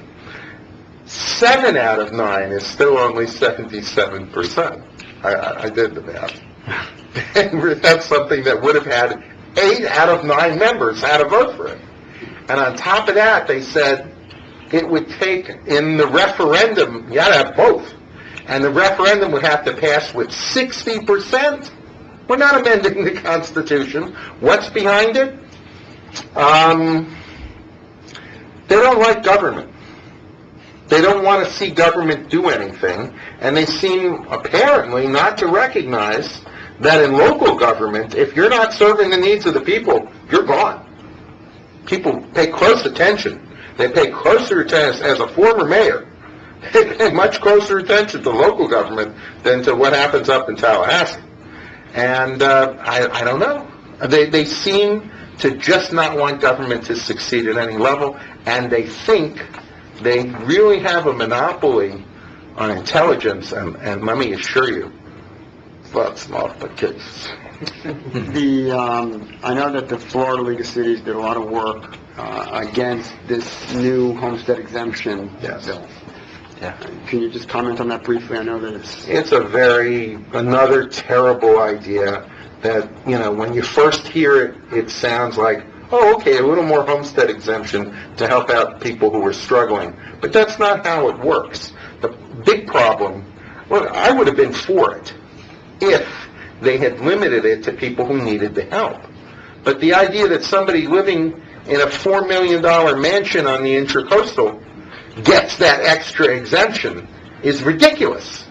If you did something to say, as I suggested, that it would only apply to homes with an assessed value, you could say 250, you could say 500,000. But if you'd at least limited it to that, maybe there's a rationale. As it is, because it's across the board, it's going to, if it passes, which count on, will cause more devastating cuts in services. And people are not going to be happy when they vote for it and then realize that local government can't provide the services that they want and expect. It's a problem. Any other comments? Do you think this anti-home rule, crusade is going to continue in the next session, or have they, sort of gotten it out of their system and going to move on to other priorities? I thought they got it out of their system last year, and they came back stronger than ever this year. I don't know that we've run through the end of this cycle yet. I am, as I said, as a Democrat serving in the House, you have to be an optimist, because otherwise you can't get up in the morning and go in there. So I am optimistic that after the 2018 elections, the composition of the House may have some changes. And that leads me to hope that if we can survive one more session, that maybe things will start to get better. Thank you. All right, thank you, Joe. Thank you so much. Thank you all very much, and I just want to say that it's a pleasure to represent such a wonderful local government, and it's a pleasure to represent the fine citizens of Bay Harbor that I've spent so many hours walking the streets of and talking to. Thank you. Thank you, Representative Gillen. And Dave, do you want to make a few comments, because we got to move? I only have about an hour and a half. Oh, okay, all right, that's good. Good evening, Mayor, members of the council, wonderful residents and friends of Bay Harbor Islands. My name is Dave Caserta, and I have the wonderful task of representing all of you for many years in Tallahassee. And one of the greatest things about following a longtime legislator, someone who's respected in the process, is that I don't have to talk too much now, because he pretty much laid out a lot of what happened. But there are a couple things that I do want to tell you, and that is I've been doing this for a long time, and every year I'll come back and say, oh, it can't get any worse than that. And it got worse. I always say, I heard the same, close is only good in horseshoes, hand grenades, and drive-in movies. We can add Tallahassee to this, at least this year. We've been doing pretty well. And you know what? I still think we're doing well. We just need to keep pressure on, and we need to continue to educate our legislators and hope that we continue to have folks like Representative fighting for us, and then our Senator Daphne Campbell, as well as other representatives and senators across the state who also fight for our issues on many cases. This year, as you know, we were bombarded from a government standpoint with a lot of bad stuff. And we worked together with the Florida Leagues, with the Florida Association of Counties. We all band together, and we did our best to fight. And as the representative said, we did fight and prevent a lot of bad things from happening. Went through the list just now of some of the things that did pass, the utilities bill, the public works, the additional tax relief for those that are permanently disabled from the homestead side, the TNC bills, the transportation network companies that are now preempted to the state. You got the increased homestead, which is will become effective in 2019 if passed by 60% of the referendum. You got the tax relief package, which was talked about, and provides some good things. 6%, 5.8% reduction on the business tax, rent tax, which is applied to the commercial side of leases. You have the 3-day back to school and the 3-day disaster preparedness, amongst other things. Drones is a big issue because they basically took all the responsibility away from us, except for if there's delivery of packages, and then there's still some control from the municipal side. Law enforcement body cameras now encourages the departments, law enforcement agencies to be able to look at those cameras before they actually write their report, which is something that was good for them. Public Records Reform Bill, and a couple others that have either on their way to the governor, been signed by the governor already. But the meat of what we deal with is a lot of appropriations issues, and we've, as you know, people look at us in a certain way, but we still get up there and we let them know that we're just like anybody else. We've got a lot of responsibilities, and so fortunately over the years we've been successful. And at a time when I thought this year, as I mentioned to all of you, I painted a bleak picture, and I said, listen, we're going to do our best, but we're going to try. Millions and billions of dollars were cut and not put into this year's budget. And we were successful with the hard work of our representatives and senators, and I'd like to thank myself and our team, were able to get projects that we did not think we're going to fly through the legislative session and get them approved by the House and Senate. We got a $200,000 allocation for the police facility. We also got $500,000 for the sewer water lining. And we got the, those things were obviously, as mentioned, vetoed by the governor. And if you look at what has happened when they went to the special session, they talked about governor, really got hit with his economic development programs with Visit Florida, AFI, and Department of Economic Opportunity. And if you look at the amount of things that he cut, and a lot of folks across the state got cut bad, they really match up to dollars that had to go back into this special session program that they were looking to address. So it's unfortunate. But we always, as you know, find other ways to generate those dollars. We've had years where we didn't get something and we were able to find money somewhere else. And we're going to continue to do that. And I'm confident because you've got two incredibly wonderful individuals right here with Ron and JC. So definitely a round of applause for them. They respond every time we need response up in Tallahassee. You get information, they get it to me right on time. And we're going to continue to find dollars. And we're working on some potential monies right now for bridge and other things that hopefully, might come to fruition. So very excited about that. But as I said, what was going to be a great year turned out to be a good year, and I say good because I know there was something that is very close to all of you, and that was the Broad Causeway renaming. It was basically the Broad Causeway, and we went ahead and put Shepherd Broad Causeway so that it was appropriately named on behalf, and I think the family was very appreciative. We passed that bill this year, and it is now sitting in the governor's office waiting for his signature. And I do think that that's something that will happen, and we'll be very proud of that, and I'm very happy for the family as well as for all of you. We fought that for a couple of years, and now it has become a reality. So, having said that, Representative mentioned stuff that we killed. A lot of the concealed weapons legislation went down the tubes, the vacation rentals, local business tax, local government ethics reform, which was big. And I do want to say that, a lot of these bills that we helped to fight, by you all coming up, and you all came up, I love the way we did it this year. We spread it out a little bit. We didn't just all come up at one time. We had visibility up there at least 2 or 3 times between the manager and assistant manager coming up, and right here, Mayor came up a couple times, and Councilman Jaffe and Councilman Fuller came up to talk about their different projects and the different things that we needed to talk about, and it helped. And especially on this reform bill, we were able to cut that because that would have required all of you to come up with some additional forms to fill out.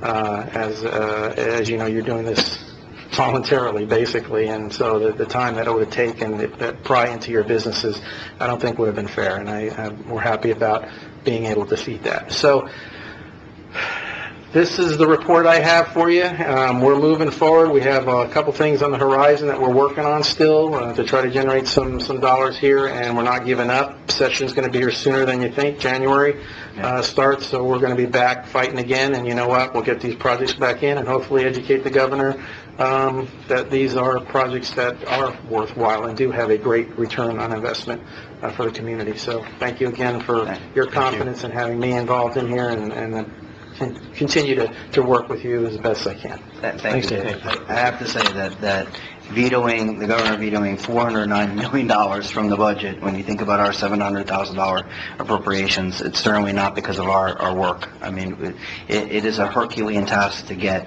an appropriation in a Democratic district to get through a Republican-led Senate and House, and let me tell you, it's not easy, and thank you so much. It's because you guys work so hard that we're able to get that. So it's not, people think, oh yeah, everybody gets their appropriation. Not so. When I talk to other individuals in other cities, I can't tell you how many cities don't even get to the point of having it at the governor's desk. And, and that's really has a lot to do with our team, because you don't get to actually play the game until you get it up to the governor. So even though this wasn't the year, it makes it so much easier next year to go get that appropriation, with the fact that they say, yeah, we thought it was worthy this year or last year, maybe this year we'll give it another chance. So, I mean, that's unfortunately, that's how it is, but I can tell you for many, many years, we didn't get anything appropriated. So we're doing very well compared to other municipalities. So thank you so much, Dave. Thank you, Joe. You guys really make it palatable. Thank you. Thank you. I'd like to thank you guys also. You really treat us well, and it's amazing. People don't realize how intricate it is to walk through those halls and get in to see everybody. It's always really amazing when you walk into a representative's office that really doesn't know us, but remembers us. And immediately they say, "Oh, it's sewer lining," and they talk about it. So I know we're really close, and it is a team effort by everybody. So thank you. Thank you. Thanks so much. Thank you. All right, we have... Can I make one more comment? Yeah, sure, go ahead. These folks go unnoticed, and I can't have it. Brian, I want to recognize you, the legislative assistant for Representative Geller, who does a phenomenal job putting all this stuff together for all of us, and I was going to mention his name before, and I forgot, and I'm not forgetting. And thank you, because otherwise somebody here would... Yeah. Thank you. Thank you. All right, so let's go back to Hardesty and Hanover's here. Okay. Right? They're here by now? They're here now. Traffic, right? I'm going to introduce Mike Salerno, and he's engineer, as well as Steve Hedge, who's one of the primary engineers that we work with very closely. Before we start the presentation, we actually went ahead and printed these up ahead of time. It's distributed already. The same one. Yep. Since 2007, Bay Harbor Islands has taken a very aggressive and proactive approach to maintaining our bridge. It's an older bridge. The first project that I got involved with was doing spalling work underneath the deck, where most people wouldn't see and even know that the work was going on. It was $2.5 million of work, and what was very clear to me was no matter how much work you do on a bridge this old, there's always more to do. After we finished that project, we immediately moved to the movable span, where we had to replace the sidewalk. And I know there was one resident that was always reminding me that he didn't like the fact that he could see through some of the plates down into the water. And that was another great project that we did. And it was led by Hardesty and Hanover, our bridge engineering consultants. That job got finished in about 18 months, but during that time, it was clear to us and clear to them that we should be looking at even more encompassing work. We started to see certain things through their engineering reports and their recommendations, as well as the state, that work had to be approached more holistically, I guess, for that matter, which made us ask the question, is the ICW worth saving? And the council at the time, most of you were on the council at the time, approved a study to see if it was worth saving. And it took about 6 months, some destructive testing, the coring, and decision really was, it is worth saving, and you can get between 15 and maybe 25 years of useful service at it if you do certain things. And the list of the time, and I'm going to read them off fast here just to give you an idea. If you take care of the fender system that was being just cabled together, and the fender system, for people who don't know, as boats pass under the ICW, these are basically the bumpers that keep the boats from hitting the abutments. All the rails on the bridge were substandard and not to code. They were lower than they should have been. The bridge operator's house and the generator house needed to be addressed. The roadway deck, or the movable span surface, needed to be replaced. Even though it looked good to me, it had worn off a considerable amount and needed to be replaced. All the infrastructure that we don't see, that it's an amazing thing, you're going to see it in a minute in the presentation. The motors, brakes, all the electric that drove all these things that make that bridge operate electronically were replaced, needed to be replaced, as they were 65 years old. Underneath the bridge, all the columns. A lot of people think those columns is what holds the bridge up, and they're not. All they do is a protective coating that protects I-beams that hold the bridge up. The only way to see how much of the columns are in good shape or not in good shape, was to take all of that off and rebuild it with new high-density concrete that is more resistant to the ocean conditions. The sub-cable that goes from one side of the bridge to the other, which makes both of those things work together, needed to be replaced. And it was kind of amazing because when we were looking at it, it was working fine. And I said, maybe we can get another couple of years out of this. And then all of a sudden, we started to have electrical problems where the bridge was getting stuck quite often. And we looked up the service life on that cable, and it was like 25 years. And it was like literally 25 years we had replaced that cable when we started to see failures of it. That needed to be replaced. The locking bars that hold the bridge together, that had to go from like a 4x4 to a 6x6. It's a major piece of infrastructure and retrofitting to the bridge. So when you drive over it, you don't feel that flexing that you used to feel or hear when you drove over the bridge. The gate arms, that's more to meet the code instead of what we used to have. The overhead light that tells you better stop instead of the old blinking red lights. Painting of the bridge is a major undertaking. The type of paint and the sandblasting, everything that goes into it, is a major part of this. Roadway lighting.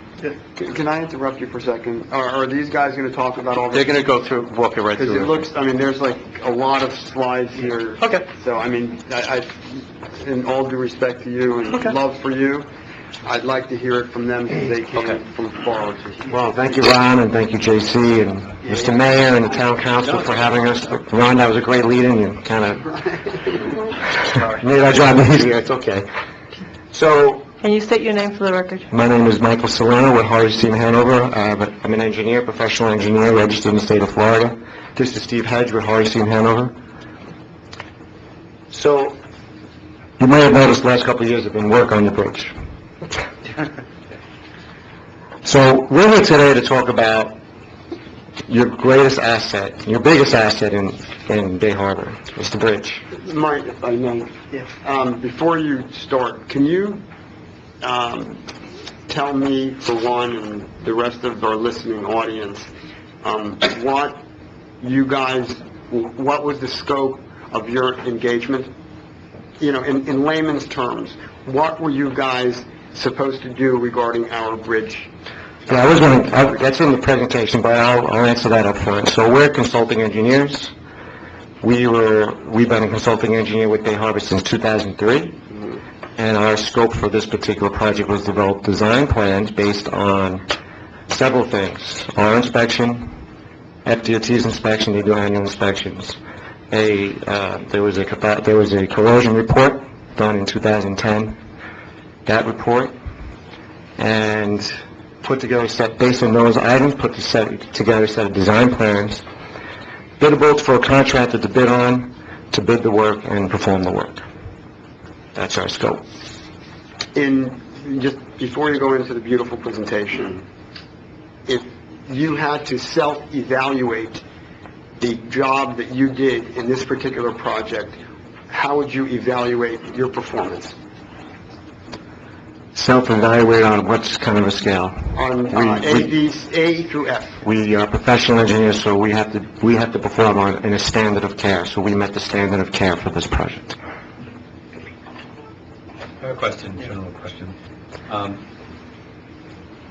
Tell us what the life expectancy of the bridge was before we engaged in this project, based on all of your knowledge of the condition of the bridge, since 2003, and all of the work you did to prepare for this project. And now, since this project is done, in your opinion, what is the future life expectancy of the bridge? So the bridge was built in 1951, the Intracoastal Bridge. To that design code is a 50-year life. And we were past 50 years, so, but what was your opinion of, how much longer this bridge would have lasted if we hadn't done all of this work? It was very close to not being able to be repaired. There was a lot of delay in addressing, and this is all in the presentation, but let's do it this way, it's fine. There was a delay in addressing some issues, not recently, but, for example, a typical bridge sees a major rehab maybe 25 to 30 years into its life, and then a second one at about 50. This is seeing its first major rehab at 65. When you know what happens when you delay things, it just gets worse at an exponential rate, especially in an extremely aggressive environment, which this bridge is in. So conservatively at this point, how much life do we have in this bridge? I mean, we've already talking about... No, Ron stated it correctly. We have about 15 to 20 more years, yeah. Thank you. All right. You want to go? Okay. So who are we? We're consulting engineers. We're national. We have about a staff of 350. We're full-service bridge engineers, fixed and movable bridges. We also do roadway design, just in case anyone didn't know who we were. Today we're going to talk about the bridge repair scope specifically, the construction cost and time, and then going forward, I think we just kind of addressed some of that. So just to give you guys a scale, and this is just some fun facts, and I know the length of the meeting tonight, I thought maybe it might make it a little fun. There's 3,500 movable bridges in the U.S., approximate value of nearly $300 billion, and they have a huge amount of operating and maintenance costs. It is a machine, essentially, that you have to maintain and operate. FDOT, for instance, the state alone owns over 90 bridges. A lot of these bridges nationwide, I've personally been on bridges that are well over 100 years old, and that's what very aggressive maintenance programs. They get put on what's called, much earlier than that, a bridge preservation system, where they have just teams of people just constantly working on the bridge, like a machine shop. That's what you have to look at a movable bridge. It's a shop. Expected that people go to that shop, and every day their job is to maintain that bridge. So again, depending on the bridge condition and the quality of the operation and maintenance program, you could see 100 years, and probably not likely for a bridge designed and built in 1951. That was, the vintage doesn't lend itself for that kind of life, but they could perhaps see that. And I'm not talking about your bridge. This is in general. This is just a fun fact. So the benefits of timely maintenance and repair and rehabilitation is you lower your life cycle costs. What does that mean? We all know what that means, but less frequent maintenance. And I'm not talking about the big rehab that you just did, but just reduce. There's going to be all the repairs, and there were all the repairs Ron described them earlier. Just if we could reduce that lowers your life cycle cost. In another 20 years, you may have to plan for a replacement, and maybe that's something you need to do when you're planning your operation and maintenance, and especially after this rehab for this bridge. That's kind of what we bought, I believe, time-wise. For example, the Venetian Causeway, one of your neighbors, they've been looking at the bridge replacement for over 10 years now, and they're probably 5 years away from, shovels in the ground. So factors that affect structural integrity, I've already mentioned that. This is an extremely aggressive environment. There's a lot of chlorides in the air. The bridges, who knows how they built it. If they built, the construction in 1951, if the details were closely looked at that time to build the bridge properly, to protect systems, especially underlying systems from saltwater intrusion. So, again, your bridges. You have the Port Causeway consists of 3 bridges. There's actually a 4th bridge on the West Relief. Obviously, the bulk of the work is the Intracoastal Bridge. That's the largest bridge. It's, again, constructed in 1951. It's got about 30 spans. It's actually exactly 30 spans. The main span is the Basco Bridge, and that's where most of the work is and most of your maintenance is, because it's a machine that has to be maintained. But, let's not discount the 29 other spans. They're concrete. And there was a lot of unforeseen conditions when the contractor started sounding some of that concrete. And, when we put together... So, I'll just go over this in a second. Ron kind of touched on this. So, since 2003, we've been doing the annual inspections. FDOT does their, what's called local government bridge inspections. In 2007, under Ron and others, they started really looking at, we got to start doing some repairs here. They hired a consultant, another specialty consultant to do some corrosion mitigation study. And that, coupled with FDOT's 2011 report, our reports, was the basis of the rehab that you saw out there in the last couple of years. So we knew that there could be underlying issues, and we looked at innovative technologies. We brought it to this project, and one of them was infrared technology to see the spalls, because we can't, to see all the spalls would be complete destructive testing. Obviously, you can't do that. You have to sound all the concrete, go to where there's good concrete, and, you could be destroying the bridge. And there's also places where you can't reach, and we'll show you that place in particular that was very troublesome. They actually, the contract uncovered a lot of latent defects. But we hired this company to do some infrared technology, and they caught a lot of issues, but not all of them, not nearly as many. And we could get into why that is. Again, it's really based on latent defects. Kind of like when you hire, I just had my house renovated. Contractor gave me an estimate. Tore down a wall and said, guess what? You know how it is. Everything's $10,000. Another $10,000. He couldn't see it until he took the wall away. And that's kind of what happens on these complicated rehabs. Especially when you wait to do a major rehab. So Steve is going to walk through some of the scope items specifically. There's some nice before and after pictures. I think this is a good segue or a good portion of our slides to show you, what happened, what you paid for, and what some of the deficiencies were. Good evening.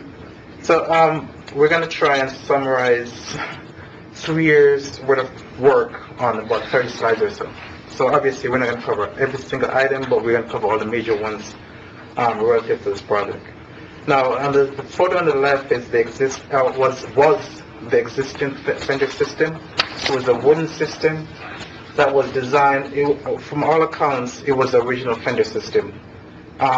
This obviously was not designed for the current codes or the boat impact. This separates the boats from the actual basket pier wall there, which house all your machinery system that opens and closes the bridges. On your right is a new fender system. It's a reinforced fiber fender system. It's flexible, so therefore if you get impacts from a boat head-on, it actually flexes and it actually prevents major damage to the boat. I don't suggest you guys go running into it, but it's designed to do such. I already had that. You already had that one out of the way. It worked? So that's the system on the right there. The work involved, and I'm going to try and go through as fast as possible because there's quite a bit of slides here. They have to pull the fender existing, or the previous piles were embedded into the bedrock of the river. It had to be pulled out. New ones had to be driven in. Most of this work was done during the nighttime. I don't know if you guys heard the noise at night. They were had to do it at night to prevent closure of the bridge as it opens, to prevent navigation issues. Now, this slide here is just to give you guys terminology, what we're going to talk about. Now, I don't have a pointer here, but the top portion, oh, there you go. The top portion of it is the cap. For this presentation, we're going to refer to that as a cap. Below that is supported with these concrete columns. Now, the concrete columns, as Ron mentioned, it's actually, the concrete is not actually the system that supports the bridge. It's embedded. There's a steel H pile embedded in those concrete columns, and that's what sticks the loads down from the deck that you drive on to a steel beam through these concrete H piles into the bedrock. On the back, on the last transverse member there, we're going to refer to as a plinth. It's not a structural member, but it ties the vertical columns together. Now, the picture on the left is what we saw during inspection, or what we expect doing the bridge. Now, what you see there is, on the bottom, is exposed rebars. On the sides there, it's areas that was sounded, and this methods, how do you detect what you can't see? Now, the DOT and previous, what we have done in the past is we will go ahead and we sound every single surface of a concrete cap, as we mentioned before. Now, the concrete cap, it's about 60 feet wide, it's 6 feet deep, and in the rectangle. So, Brockton Minor Run going across every inch of that and sound it. And now that only tells you the surface area that is delaminated. It doesn't tell you how much into the concrete is deteriorated. So, as Mike mentioned, as a progressive action, our firm hired a specialist to do an infrared scan of these caps. That will help us determine the depth of concrete spar repair. On the right is after the concrete's been removed, and so now the cap, and I try to, this portion here we're going to refer to as the pedestals. Those are what supports your bearing for the beams. Now, one of the issues we encountered is they were so, the deterioration went so far within, you could see steel exposing from the concrete pedestals. This then undermined the bearing, which would cause the steel beams not to have a support to sit on. So we need to install, and the picture on the right is a shoring system that we installed, and a bearing, that's the system that's been installed, and a support. Essentially what we'll do is transfer the load from the cap itself onto the steel H-piles. And the steel H-piles that were mentioned before, those are the ones on the bottom there. That's the shoring is attached. Excuse me, Steve, just so everybody, I know you're talking in engineering terms. Okay. That beam is what the roadway rests on. That jacking system, or those I-beams that stick out, actually enabled them to lift the roadway up off the beam so they could really chip away and get to all the delaminated concrete. You can kind of see underneath that is the steel I-beams that are actually what we were talking about before. That's what's holding the bridge up. So once they started taking away what wasn't just the protective coating around the I-beams, when they got to the beam was more damaged or was worse off than they thought. Let me cut to something for here, because one of my questions comes down to this. You knew the bridge was old, it had not been maintained, as you said earlier, as it should be. How could you not expect that it was going to be in worse shape than what you thought? If it wasn't maintained, then wouldn't you normally expect it to be in the condition that you eventually found it in and not what you originally reported? How do you address that in engineering design plans that go out to bid, and also how do you budget that? What do you do? So when you bid, you expect... No, we don't bid anything. I'm saying, but you're asking the same, so essentially, wouldn't it have been, in other words, wouldn't it have been reasonable to understand, is what you said a moment ago, it's reasonable to understand that this was going to be in worse shape than anybody expected initially? I mean, that's a fair question, and we could have put contingencies, significant, but most bridge owners don't, not willing, I mean, you don't have an extra $6 million laying around for contingencies. They don't have any backup for it, right? That we end up having to pay. So you ended up having to pay for it. You ended up paying for work that had to be done. No, we're not denying that. I think the issue is that every year we get a report from your company, and that report outlines, the details. And based on your report, staff makes a multi-year capital improvement plan. So we budget accordingly based on your recommendations and our engineer. I think what you're getting, the pushback from this council, is that we're not talking about a $10,000 overrun. The overrun for concrete was $2 million. So when we're getting this information and we're saying, gee, it's a significant overrun, I don't think there's anyone here that's denying that it didn't need to be done. I think the problem lies in that we're having some questions, significant questions, as to when you guys come to us, and we've retained you year after year to report back to us, all of a sudden, what we're experiencing is not the original expectation based on all the years of reports that you guys come. Because let me tell you, I've seen those reports. It's not like you guys just do a cursory overview. I remember one of the annual reports had 150 pages worth of pictures. Every single thing that looked like it was, rusted was a picture. So how come this just magically appeared to be significantly worse than we were told? Well, I'm sure it's not magic, it's just latent defects, and all I can say to your statement is, good point. I have a comment. Coming from an owner, I could understand why you would have those concerns. Sir, the eventual cost was exactly 50% over That's right. the original cost. That's a lot, right? So, like most contingencies, we budget an extra 10%, maybe could go 20, Sometimes but... 25. Okay, 25.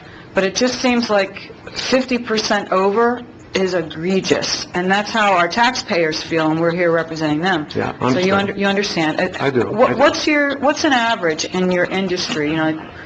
Well, for small repairs, FDOT is... Actually, District 6, so District 6, allow for 100% overrun in their small repair, 100%. Now, the problem with doing that in this project is the contractor has some right to collect, not exactly 100%. So if we had bumped the quantity up 100%, the contractor has some say in getting some of that money, so he would be getting paid for work that was not been done. I didn't understand the last thing you said. The contractor, if you increase the DOT, if you increase a contract by 100%, saying your contingency is 100%, the contractor, even if you don't utilize 100%, say you go ahead and you didn't need that contingency. Underrun, you still have to pay for an underrun as well as the overrun, is what I'm trying to get at. I'm not sure about that, but I haven't heard... It's just very difficult to quantify things you can't see. I mean, that's the basis of it. You mentioned... Isaac, one second. Because one thing I was curious about, because, and I've looked at your reports over the years, I've been on the council since 2003, so I've seen a lot of your reports, and I don't remember in great detail, you know, a lot of the information in there, but you did make a comment in talking about, you know, this type of Bascule Bridge, which, you know, many of them have undergone a major rehabilitation, like halfway through their 50-year supposed lifespan, and here we were at 65 years before we undertook this major, you know, rehabilitation project. So I was just curious, sometime between 2003 and, you know, maybe 2015, had you been recommending, or had Howard Estate and Hanover been recommending to the administration, hey, you guys are really behind the eight ball here, you should have been rehabilitating this bridge, you know, 10, 15, 20 years ago, you cannot wait and you need to get on this. I don't remember... Well, I think, to be fair, I think that's why 2007 started the more aggressive pursuit of looking at more diligent repairs.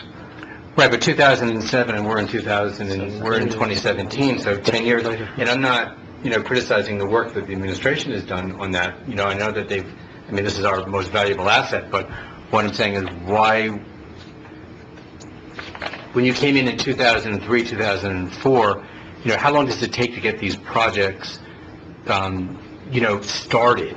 In other words, the bridge was well past its midpoint when you came in here, and was overdue for a major rehabilitation, because you said many bridges may have had a rehabilitation 25, 30 years old, and then 50 years old, but we didn't do that. So the condition of the bridge, of course, was worse, because we didn't care for it the way perhaps we should have. So I'm just wondering, where was your recommendation, or when did you make a recommendation to undergo a major rehabilitation project, such as the one we just completed?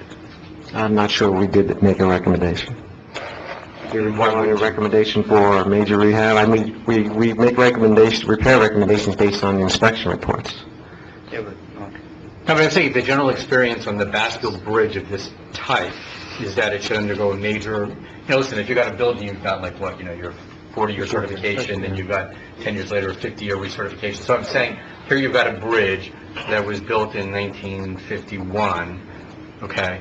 So by the year 2000, right, it's 50 years old, and you came in 2003, and so, you know, at that point, you know that this bridge is old, and that in many cases, a Bascule Bridge would have had some type of major repair or rehabilitation project, you know, when it was 25, 30, 35 years old. So I was just curious about the timing. Well, the conditions of its exposure has actually gotten worse. There's more cars, more things. Bob, I can tell you that it's not like nothing happened before 2007. No, Ron, I know that every year we've done a lot of work, and we spend a lot of money. I'm not critical, just because of the because of the way you describe the process in general for caring for a bascule bridge of this sort, it just made me wonder, well, where have we been? And what, why didn't we have a 25 or 30 or 35 or 40-year rehabilitation project? And I know it's expensive. Yeah. 25 years ago, you replaced the subcable. There was also, the actual concrete was replaced once. And I don't know how many years ago, but that was what you saw on the TV, and people were freaking out because they saw the cracks, and it really was just the concrete at the time that was the best, I guess, at the time. And over time, now we have better products. Pretty much, we try to address whatever came up. I think when we did the sidewalk or the walkway, you don't want to replace something before its life is worn out. You want to get its full life expectancy. So that's kind of what timed us on that. And then, as you said, we've been at this for 6 years to get to where we are. This is like a 7-year effort. But you're dependent, as are we, on recommendations that come from them as far as what you need. In other words, if they came into you one day 10, 15 years ago and said, listen, this thing's, on the verge of collapse, you need to do a major redo everything right now, you would have reported that to us. Absolutely. So I'm saying, I wasn't asking for more than that. I'm just saying, so that point being, we're just wondering, why did we get the news that we got and not get the news that we should have gotten? That's all it comes down to. This process started in 2011. The process actually started in 2011 when the inspection report was performed, when the mitigation report was performed. So that's when the mitigation report was performed in 2011. It took, for this, from an investigation until the construction was completed, it took 6 years to complete. So you're saying it was done in 2011, so the bridge at that point was 60 years old. Right. Yet you tell us that the lifespan of these bridges is 50 years. Yeah, but There was recommendations in FDOT inspector reports on ours as well to do some repairs. Just didn't get done. And based on our inspection and FDOT's inspection, the repairs were as per the original plans. Now, there is latent defects that were discovered that you have to do that to see. Not with a little hammer sounding, you have to remove concrete and then you say, wow, there's a lot more repairs. But you've done enough of these bridges, you have enough experience. But all the bridges, they deteriorate in different fashions. It's not like you could say, well, this bridge has a plinth also that's underwater, and that deteriorated or not. So this must be deteriorating without any evidence. That also is egregious to tell your owner to spend money when it may not be necessary. If we made that recommendation and a contractor did some destructive testing, and there was no issues, it would be... But in your experience, and you've dealt with bridges, like you said, all over the country. I was waiting. I'm sorry, go ahead. I'm sorry. A few seconds ago, at a slide previous to this one, you said when you did the original inspection, you employed some technology that enabled both you and a contractor to determine that there was... That was just us. So it wasn't during the original inspections. We do the annual inspection that you see. DOT does biannual. They inspect the mechanical, electrical every year, but the structures every other year. Knowing this project was coming up, we said, well, we got to quantify the concrete. And we know that this bridge is old. We can't just use normal technologies. We went out and used something that not even FDOT uses. The infrared. The infrared. Okay, and they gave us a map, and I'll tell you what their issue was. We know what it is now. This plinth. Where's the plinth? Show me the plinth, Steve. Okay, next thing. Yeah. So the plinth is between the spans, right? It doesn't do well unless it's 90 degrees to the plinth, and the plinth is underwater. So this is a lesson learned of the new technology. It did not do a good job, and the bulk of the issues was on that plinth. You can use the mic. You can use the handheld. There's a walking mic. Sorry. You gotta turn it on. And just hold it close. So this new technology has a tough time unless it's perpendicular to the surface. And it couldn't, it's barge, is that right, Steve? The barge couldn't really get in between the expands well enough so that, and the plinth is on the water, that really helped, that really was a challenge too for this technology. Right, well, look, unfortunately for you two guys, I've been on the council since 1999, and I've pretty much gone through your report since 2003. It just, I was dumbfounded, when I saw the numbers, the total cost, like Kelly said, ending up at $18 million, when you guys, in your, I guess your original construction plans after your inspections said that the bridge project was going to be 11.5 million. So, there was a difference of 50%. And in a town our size, when we contract to do work for $11.5 million and end up spending $18 million on it, questions have to be answered. And responsibility, on some level, responsibility has to be laid at the feet of someone. And in prior meetings when we discussed where we were going for this, the only name that came up in my mind was your company. And, I've kind of made a determination that, you guys are on some level responsible for this. You guys had a responsibility, I haven't read your contract, nor am I an attorney, but you guys had a responsibility in the beginning, knowing that this process did start in 2010, that, this construction project was not going to be $11.5 million, but it was going to be something north of that. We were unprepared for that. And I can appreciate the way Ron is, helping you guys make your case, and he's incredibly diplomatic, but, I hold you guys responsible. And I think, it's great that you sent 2 engineers, but in my opinion, you should have sent 2 engineers and a lawyer to really tell us that, hey, you know what? You guys approached the fact that this project was 50% more than it should have been in a very matter-of-fact way. And, I'm not comfortable with that. You guys should have known that you're coming into an incredibly hostile environment, because, this is inexcusable, in my opinion. And I've been in government, he's been in government for more than 20 years. And, we've done a lot of projects in this town. And like you said, yeah, okay, you break a wall, it's going to cost you an extra 10 grand on an $80,000 or $100,000 project. But if the guy said he broke a wall and said it's going to cost you another 50 grand on a $100,000 project, you'd hit the roof, I guarantee you. And that's really how I, for one, feel. And I think you guys are responsible. Craig, correct me if I'm wrong, how many times have I said, we need to file suit here? I think they're liable. Too often to recount. So, this is just insane. You guys should have had this technology. You should have done the proper testing prior to us breaking ground on this project and telling us, hey, look, even if before we started, you say, hey, our original estimates were wrong, conditions have changed, we discovered, the plinths didn't react to the testing that we did, and it's just a whole other thing.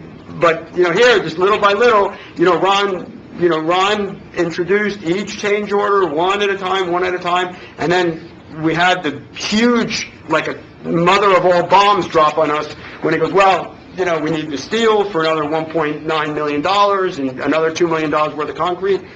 I've never... But you realize we can't control a contractor's cost structure. But we hired you as our consultant to be... We have no control over how the contractor approaches change orders.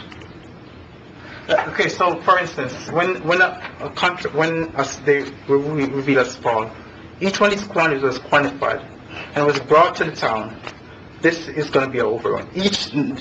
There's 29 concrete fence here. They all weren't performed at the same time. They were doing one at a time. So each time it was an overrun, the town was aware of the overrun. Look, Steve, if you guys wouldn't have been our bridge contractor for the last We're in the bridge 13 contractor years, for or 18 the years. bridge consultant for the last 13 years, I would say, you know what? You walked into this project, you know, you did an initial analysis or your typical analysis, and this is what you came out with. Guys, we didn't realize that the concrete is this bad, maybe the water is saltier in our part of the Intercoastal than it is somewhere else. I don't know, but you guys have been going inside and out, up and down on that bridge for 13 years. This should not have happened. This type of thing makes us look like a bunch of idiots, honestly. And I hate to put it in those mundane terms, but I mean, that's how I really feel. It's like I'm embarrassed to tell my constituents that we spent $18 million on that bridge when they can't even really see it. I mean, I didn't even see the lights that were changed out. That all the lights were supposed to be uniformly changed out. Those little lights in the concrete, are they changed out? We changed out 12, had fully replaced. We had a cast. $18 million later. There's supposed to be uniform. No, I can answer that in another way, but I think... but can I just... Well, No, actually, Ron, Yeah, we'd rather you not. I mean, We're better off getting out. We'll deal with, council will deal with it. I'll say on the record, and I don't know how the council's going to feel on this, I've said it before, and I'll say the same thing again. I would like staff to confer with our council to see if there's any legal remedies in regards to this. Agreed. So, you know, I don't know if anyone's against that. So, okay. So, I mean, that's just all I have to say about that. Ron, I just wanted to... Stop defending. I'm not, no, I just wanted to let the council know that when we bid this job out, we did have, you know, bids that were higher, significantly higher than this.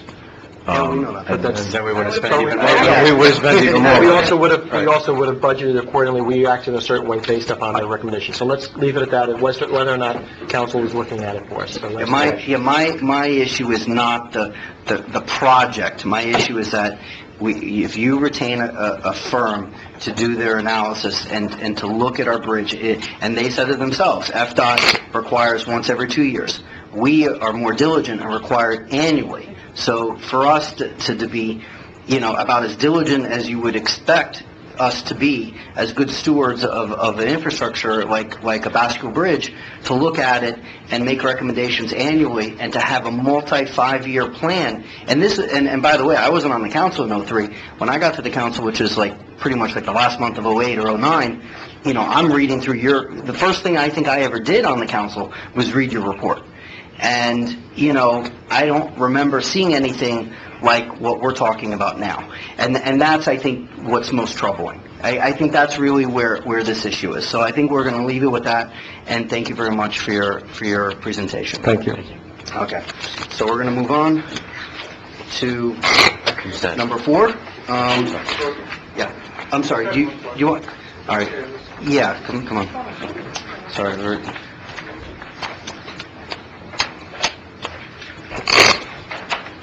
Thank you, I appreciate it. Victor Maya, 1155 103rd Street. I would just like to ask, going forward, you know, I was pleased to hear that there's 15 to 20 years of life left on the bridge. And according to what we heard, maybe. Exactly. Well, that's what I was going to ask. Depending on what technology you use to, you know. There was a slide, you know, that I saw that said factors affecting structural integrity.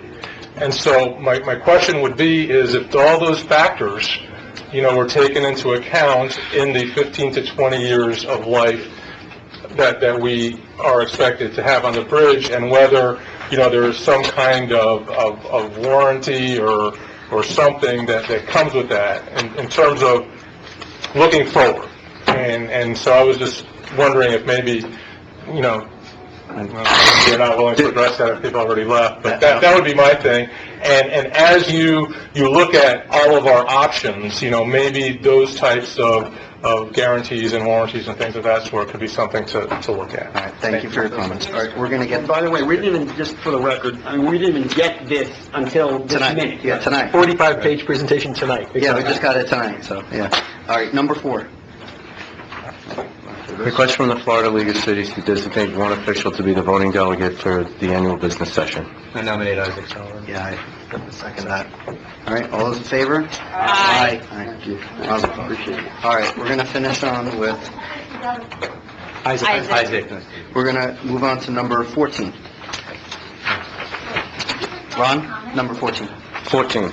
I'm sorry, 5, I'm sorry. 5. I'm sorry. Review of citizens' committees, assignments, and appointments, reappointments of committee members for the term 2017 to 19. Not on that item. This, I don't think it would be public comment. On number 5. On which one? I have no... Oh, on public comment. Did you have public? Oh, on public comment. Oh, yes, I do. I'm I sorry. thought she was talking about the nomination, that's all. No. Okay. Do you have any? Yes, hold on. Let me take out the good welfare. Sure. We're a little out of, Yeah, we had to move over. Okay, Francis Newhut. This is for number 4? Fine. 5. Well, this is public comment in general, this isn't done. We're going to do public comment. Thank you. That's it? Perfect. All right. Francis Newhut, 1060 King Concourse. Why was my name not stated as speaking on Agenda 11 when the 3/13/2017 minutes are being approved this evening? Agenda 11. Originally, this was an incentive to encourage restaurants and retail in a ghost town business district that had issued plus or minus 400 business tax receipts, with allegedly only 1% restaurants and retail. Why had council now approved ordinances that add on additional non-conforming usages onto the street level of the Kane Concourse? Section 2324-4.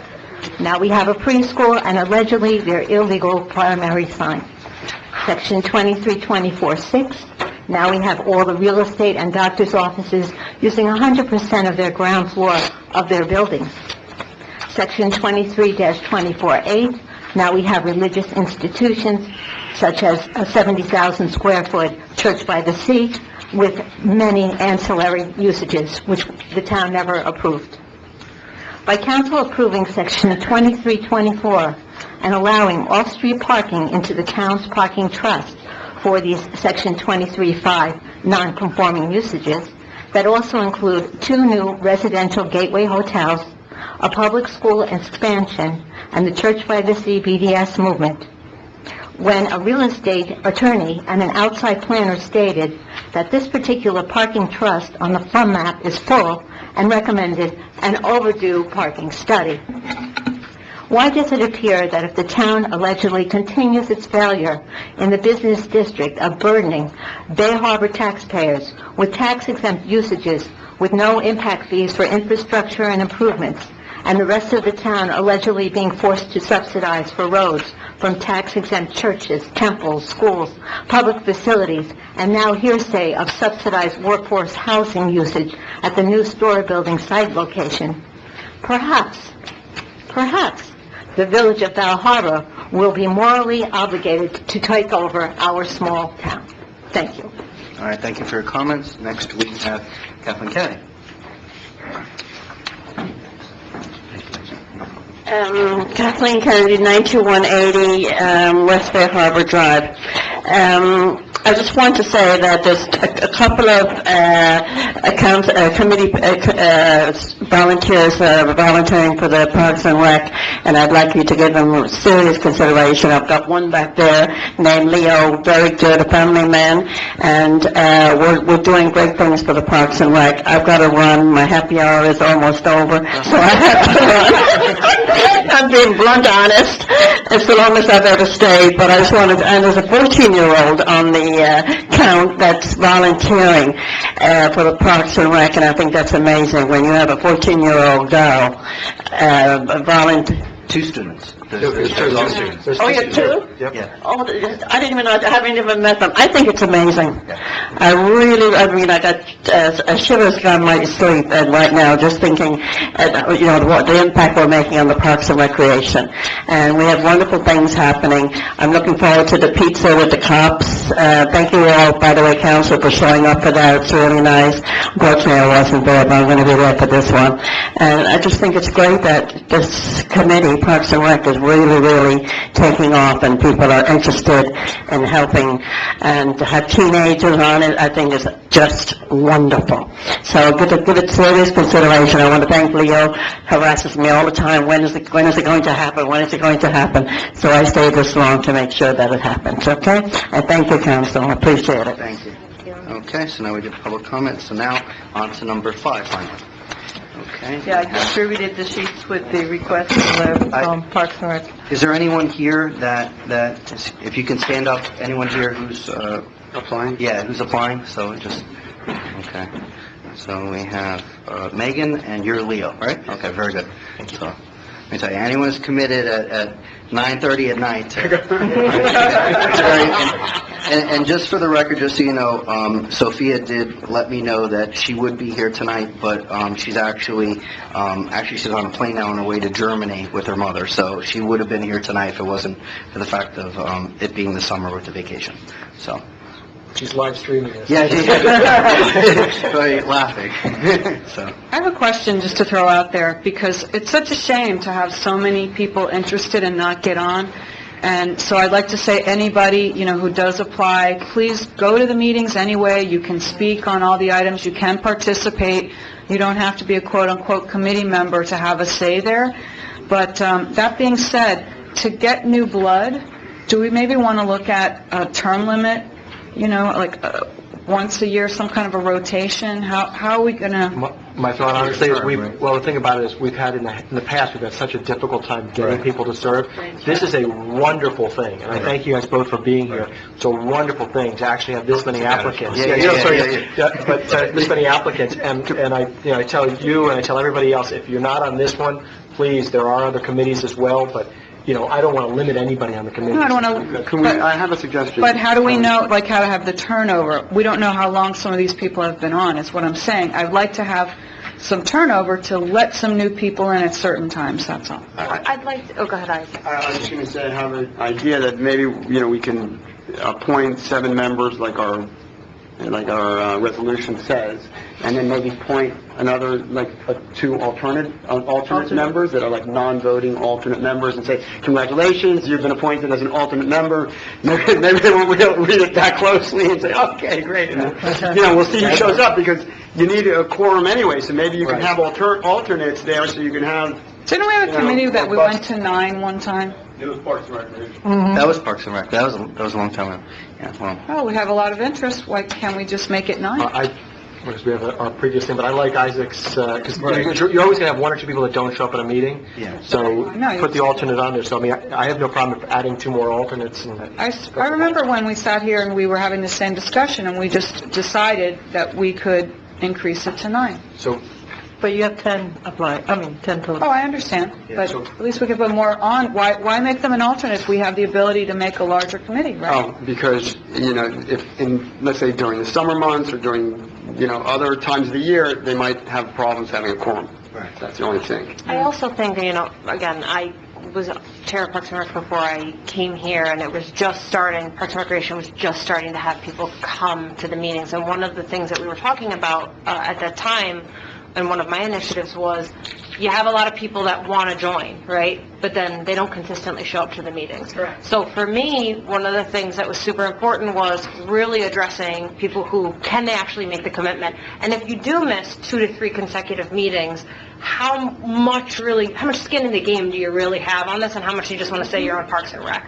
So I think if we want to look at something like that, I think that makes sense in terms of, if you miss 3 consecutive meetings, what is your goal? Kathleen, would you have some type of record of the attendance? Do you, without casting any negative dispersions, That's been one of my complaints to J.C. and to Marlene. There are a few people that don't show up, and I even suggested that if they don't show up 3 times, 4 times, we should, take a pass. Right. And there is some that does not show up. With your idea. And here we have so many volunteers right now.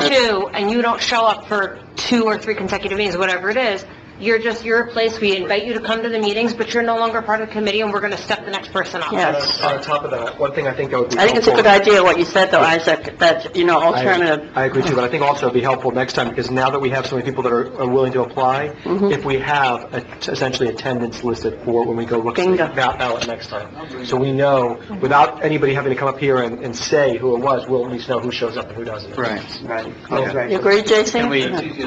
Can we put something on the agenda for the next meeting to revise the resolution to provide that if you have a certain number of absences, there's a vacancy? Yeah, and to also add a position of alternate member. So in the meantime, can these lovely people be appointed, come on? Well, we're pointing up to 7, So we're doing 7 now, and next time hopefully we'll do the alternate next Okay, time. let's do that. Okay, very good. All right? Thank you. All right, sure. And I have a little something regarding the other committees, when you're ready. No, sure. All right. Isaac actually had a great idea a couple meetings ago, since there is a need to look at the resiliency for things like sea level rise, not just the physical, but also the financial side of it. And his idea was to combine environmental impact and disaster preparedness. So I'd like to advertise again and to spell that out, but I'd like to give the committee, and I know Vincent Martino, he's interested from the environmental side, and I'm pretty sure the people who are on the list before from disaster preparedness, that committee never met since 2012, since Weinstein left, really, Colonel Weinstein. But And we did contact every committee member. Yeah. Everyone that was, even if they've never met, we did contact everyone. We sent everyone a notice saying, do you want to be on the committee or not? From the other committees, the only one that responded was Vincent Martino. From disaster preparedness, Yes. I know one gentleman in particular, Jay, who's always asking me, Kelly, when is this thing going to happen? So if you could indulge, and then we'll promote it and try to get that. I think it's an important thing to happen. I think, disaster preparedness, I was on it. We did a manual, we had meetings, there was a focus on hurricanes, and there's a lot of information there, and I think that's sort of under control and done. But Can we put on the next agenda, along with our changes to the Parks and Recreation, put that slight Let's discuss change? it. Yeah, let's discuss it all together. Do we have any baseline requirements for minimum meetings on these? We have a committee that hasn't met since 2012. Are we yes, saying we're that not there's- trying to reinvigorate that committee. Yeah. We're trying to create one new committee with a new topic. Right, but do we have baseline meeting Yes. requirements? Yeah. The answer is yes. Okay. They must meet at least quarterly. Well, what happened is we took the council members off, and that kind of caused like a leaderless situation for some of the committees. It wasn't always easy. So I think, that was a little bit of a problem. And so who was to call the meeting? There was no, especially if the president or the chair leaves, then there's really nobody empowered to call the meeting. So that's really what happened. The environmental impact, can we put that in the newsletter that we're looking for? Well, we're going to discuss it. in the last We're meeting. going to discuss it in the next meeting. Okay. So, do you have a consensus, or if not, we're going to move on to the next item, and we'll just keep on going. Item number 14. Consideration and approval. Wait, did we vote on the consent? No. We have to do 14, 16, and then... It's part of it. Consideration and approval of a charity donation requested by Councilmember Fuller in the amount of $1,000 to the Law Fund in memory of Officer Craig Rupp. Officer Rupp and Chief Hemingway were former partners in the city of Pembroke Pines. He died unexpectedly. Okay, do we have a... Hold it. What is it? Yeah. First of all, Chief, I'd like to say my sincerest condolences on the loss of your friend and your colleague. I did not know him. I'm formerly in law enforcement, but I knew some other people from your department, and it seemed like, what I was seeing on social media was very overwhelming, that he must have been extremely, loved and missed very much. 45 years old, a 25-year career. and I'm uncomfortable pulling this, but really, it's no reflection at all on Officer Rupp. I really just have a question about policy and consistency, and, maybe, Josh, you can tell me what's so compelling and how it fits and how it is consistent with... My policy is to be consistent in supporting the officers, and in this instance, my thought process is that this is not, we would obviously support anything, God forbid anything happens to one of our officers. In this instance, we have a former partner, not necessarily simply just a friend, but a partner of our chief, and considering what the officers do for us, this is something I think is appropriate for Bay Harbor to do in return. As simple as that. Speaking of policy, Ron, when we discussed the agenda, I asked you to bring our policy, because we have a policy on charitable contributions. I'm sorry, Isaac, I forgot to bring it. I'm Because I sorry. think the council has policy that I think that we passed sometime in the mid-2000s or something like that. It's a questionnaire, and There's a form, and it's a form. Right, but I think what I think we resolved to limit our charitable contributions to Bay Harbor Islands related things, like very, very, narrowly related to Bay Harbor Islands. I remember, but it's related, in this instance, I believe it's related. I mean, it's really not. It's related to the cops, it's related to the chief, and believe me, I adore both of those bodies. But again, I think it's been our policy regarding charitable contributions that I think the council decided years ago that it's not your private, charitable fund to give public money away to charities that you think are worthy. I think we've decided that the council will give money to charities that relate to Bay Harbor Islands, like our, the PAL program, Bay Harbor Islands. There's an item on here for the Explorer program, Bay Harbor Islands, and, that's, I support that. We had that policy. So, I mean, I see, it became, there was, 2 or 3 items, several months ago, and, another charity, and I think we're moving in a direction that's contraindicated to where I think we should be going. Let me say this, Josh, the Love Fund, so people don't know, that's a 501c3, it's a fund of the PBA, right? Correct. So is there a Dade and a Broward, or is there one? Is this a Broward Love Fund, do you think? I think this is for Dade. It's for Miami-Dade County. Because we're doing it through We do it through the Dade, and then we can earmark it the relationship he has with chief. Yeah. That's why.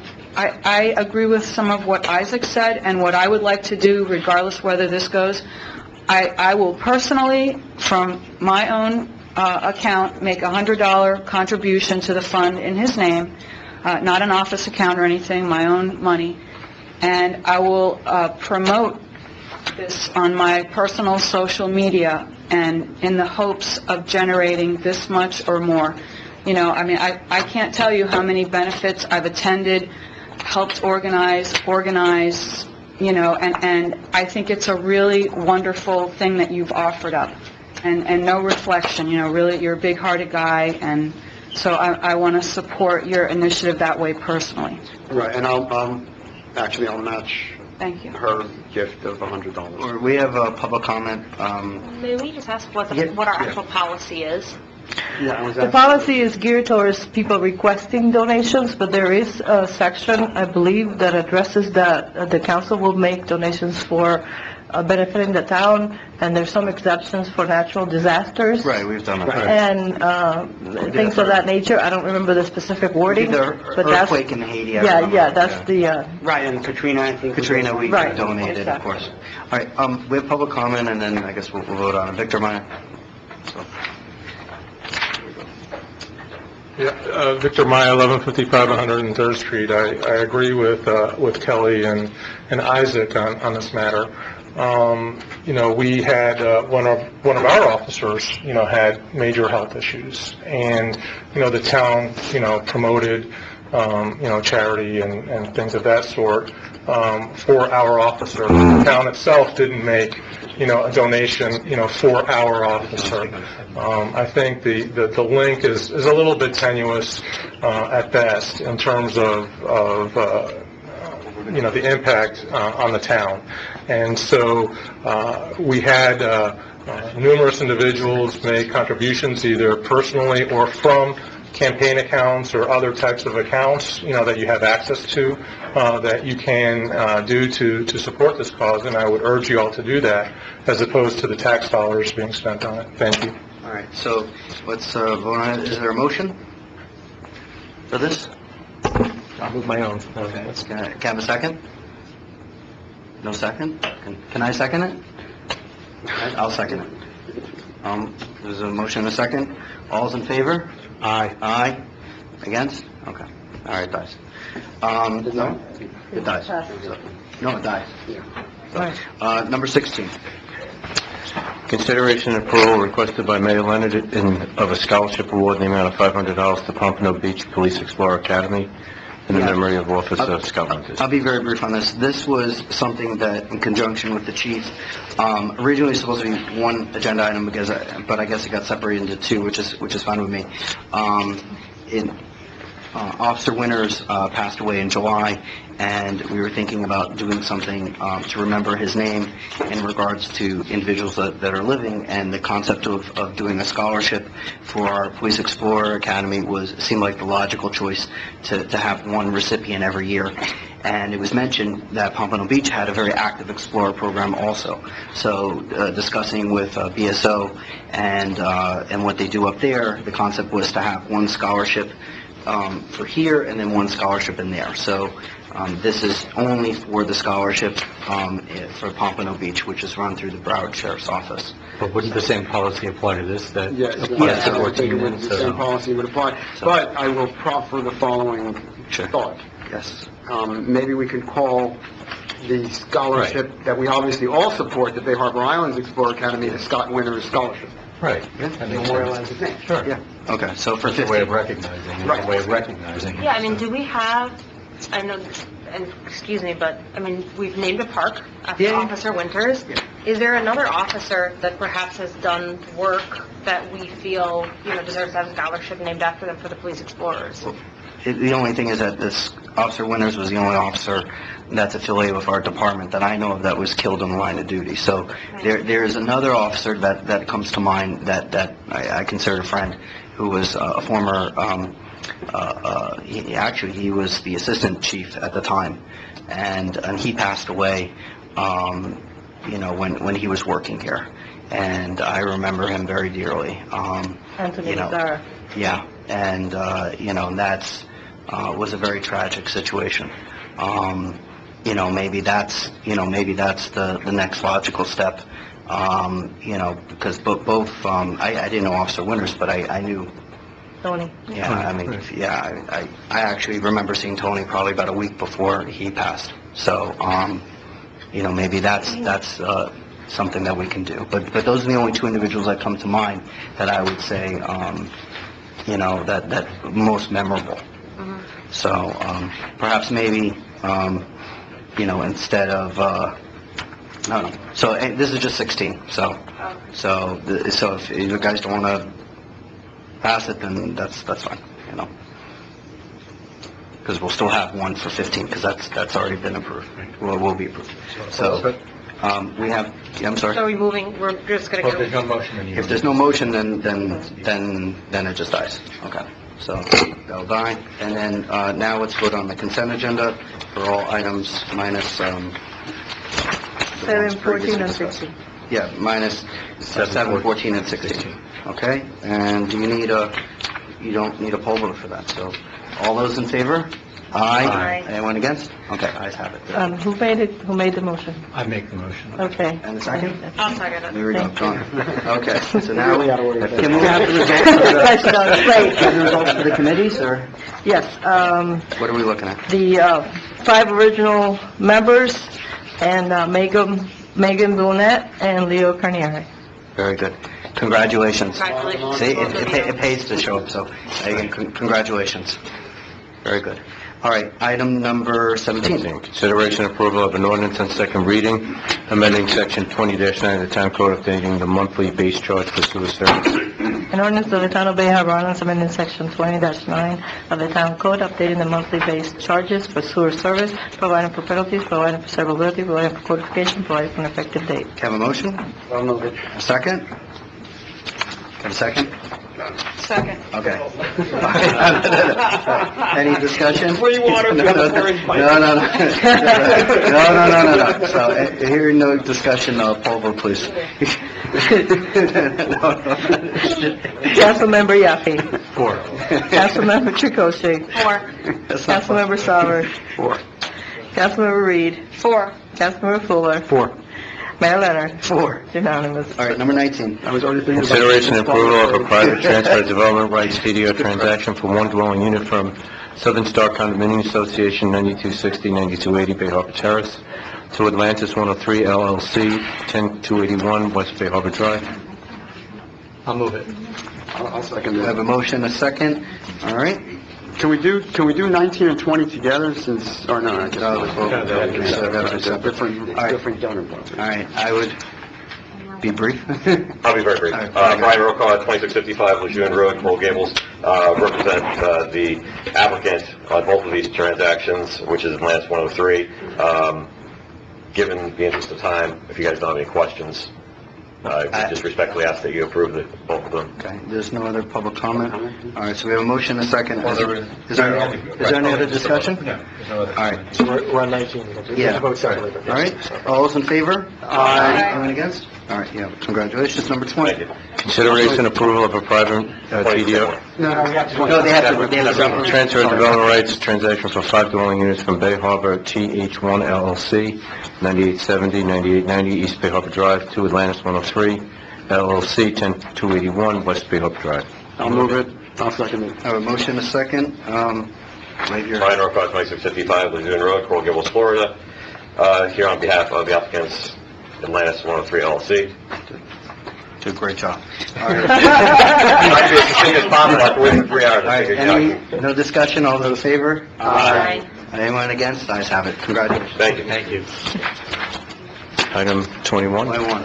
Report from staff requested by town council regarding possible locations for a memorial to honor former Bay Harbor Islands elected officials. At a February council meeting, the town asked staff to come back with options for a way to recognize former deceased council members for their contributions to the town. We talked about it a lot, and I think because your service really comes down to this room and what you do, most people who come to the government center, we thought it would be appropriate to have a location here. The first one that we think is most appropriate to is an area right by the flagpole. There is some landscaping there that could be removed and redone to accommodate some sort of a memorial. If that location is suitable, we could work on that. The second area was at the corner. You don't realize how much green space area there is at the corner of the building here, right behind you, at 9-7 and the terrace. We could make more of a tranquil setting, set back a little bit from the street. How about you? With some, maybe some lighting and, some landscaping, and probably even maybe a small sitting area. But to make it where you would be led into it to see it. And of course, the third option would be to come up with a plaque, suitable plaque, either in the council chambers or out in the veranda, the lobby, the veranda here or downstairs. So those are our best options. Of course, we can be anywhere else, but that's, the staff really kind of thought that was the best way to go. All right. Well, we're planning on doing some renovations at some point to Town Hall, correct? That's true. Right, so putting something where we may be having to move it, not long thereafter, or redo it or tear it back down doesn't make much sense to me. Just so you know, you're obviously correct, but, and you haven't seen the renderings or anything that's coming your way soon. The two areas might not be impacted as much as, just so you know. I mean, But let's see we what- actually thought about that. I just Yeah. We did think about that. I'm not in a rush to put up monuments to ourselves. It's more, let's see what happens, let's deal with the town, and let's do the town's business. This was only to recognize people who have passed away, or I understand. either now or in office. I understand, but my thought process is if we're going to redo the town hall, let's deal with that first, and then we can figure out if there's a place to put it. Okay. Any other discussion on this? Could we include number 24 in this discussion, because this is kind of the same thing? Because we're talking about memorializing council members that passed away. Yeah, and that's council members who passed away while in office. So, yeah, let's bring... If you'd like, I mean, do you want me to bring something back? Is what something would look like in that area, or just, I don't know, I agree with Josh. I mean, I think having something for passed away council members is important, and I do think that we need to incorporate it in a meaningful way. But I agree that if we're going to be doing renovations or making changes, I'd rather it be part of the design than be something that we're going to add for now and then possibly... And then change it, like, in a year or two. Yeah, I understand. I asked that question at my meeting, but I thought you said that part of Town Hall would not be affected. It doesn't look like from what we... don't know. We don't know. It's something, Kelly, you're right. If it doesn't, then Yeah, great. I know, I thought the same thing, I agree with We you. don't know. We don't know. Why don't we do this? When we get the report back and we actually, see what your recommendation is, I think let's incorporate that as part of it. So there's some relationship rather than the hodgepodge, Okay, all right, cool. So we'll take care of that. So can we just definitively say that we will not discuss this topic until which time we have plans for renovating Town Hall? Town Hall. Okay, and it Yes. cannot be brought up anymore, either number 21 or even 24. Well, 24 is a different... I mean, I'm Different? Well, it's asking for a plaque in a park. Something in the park. She's specifically asking for a park bench. So it's different items. All right, so you want to discuss 24? Well, no, when we get to 24, we'll discuss. I mean, Well, let's just, so what... listen, we've jumped all over the place. If you want to keep like things together... Yeah, let's just, so for 24. I'll be quick. I'll be quick. Back in January, I talked to Doris's family, and it was a very simple request. Her son said, a simple plaque on the bench where I go. He still owns her condominium. He grew up here. He was a Bobcat. Doris was on the council for a year, but she was on some of our first original citizens committees. She was a PTA, single mom. She lived in the town for, maybe 24, 25 years, raised her son here, and all they're asking for, and I totally support it, is a small plaque that just says, in memory of Councilwoman Doris Morano. The cost is $100.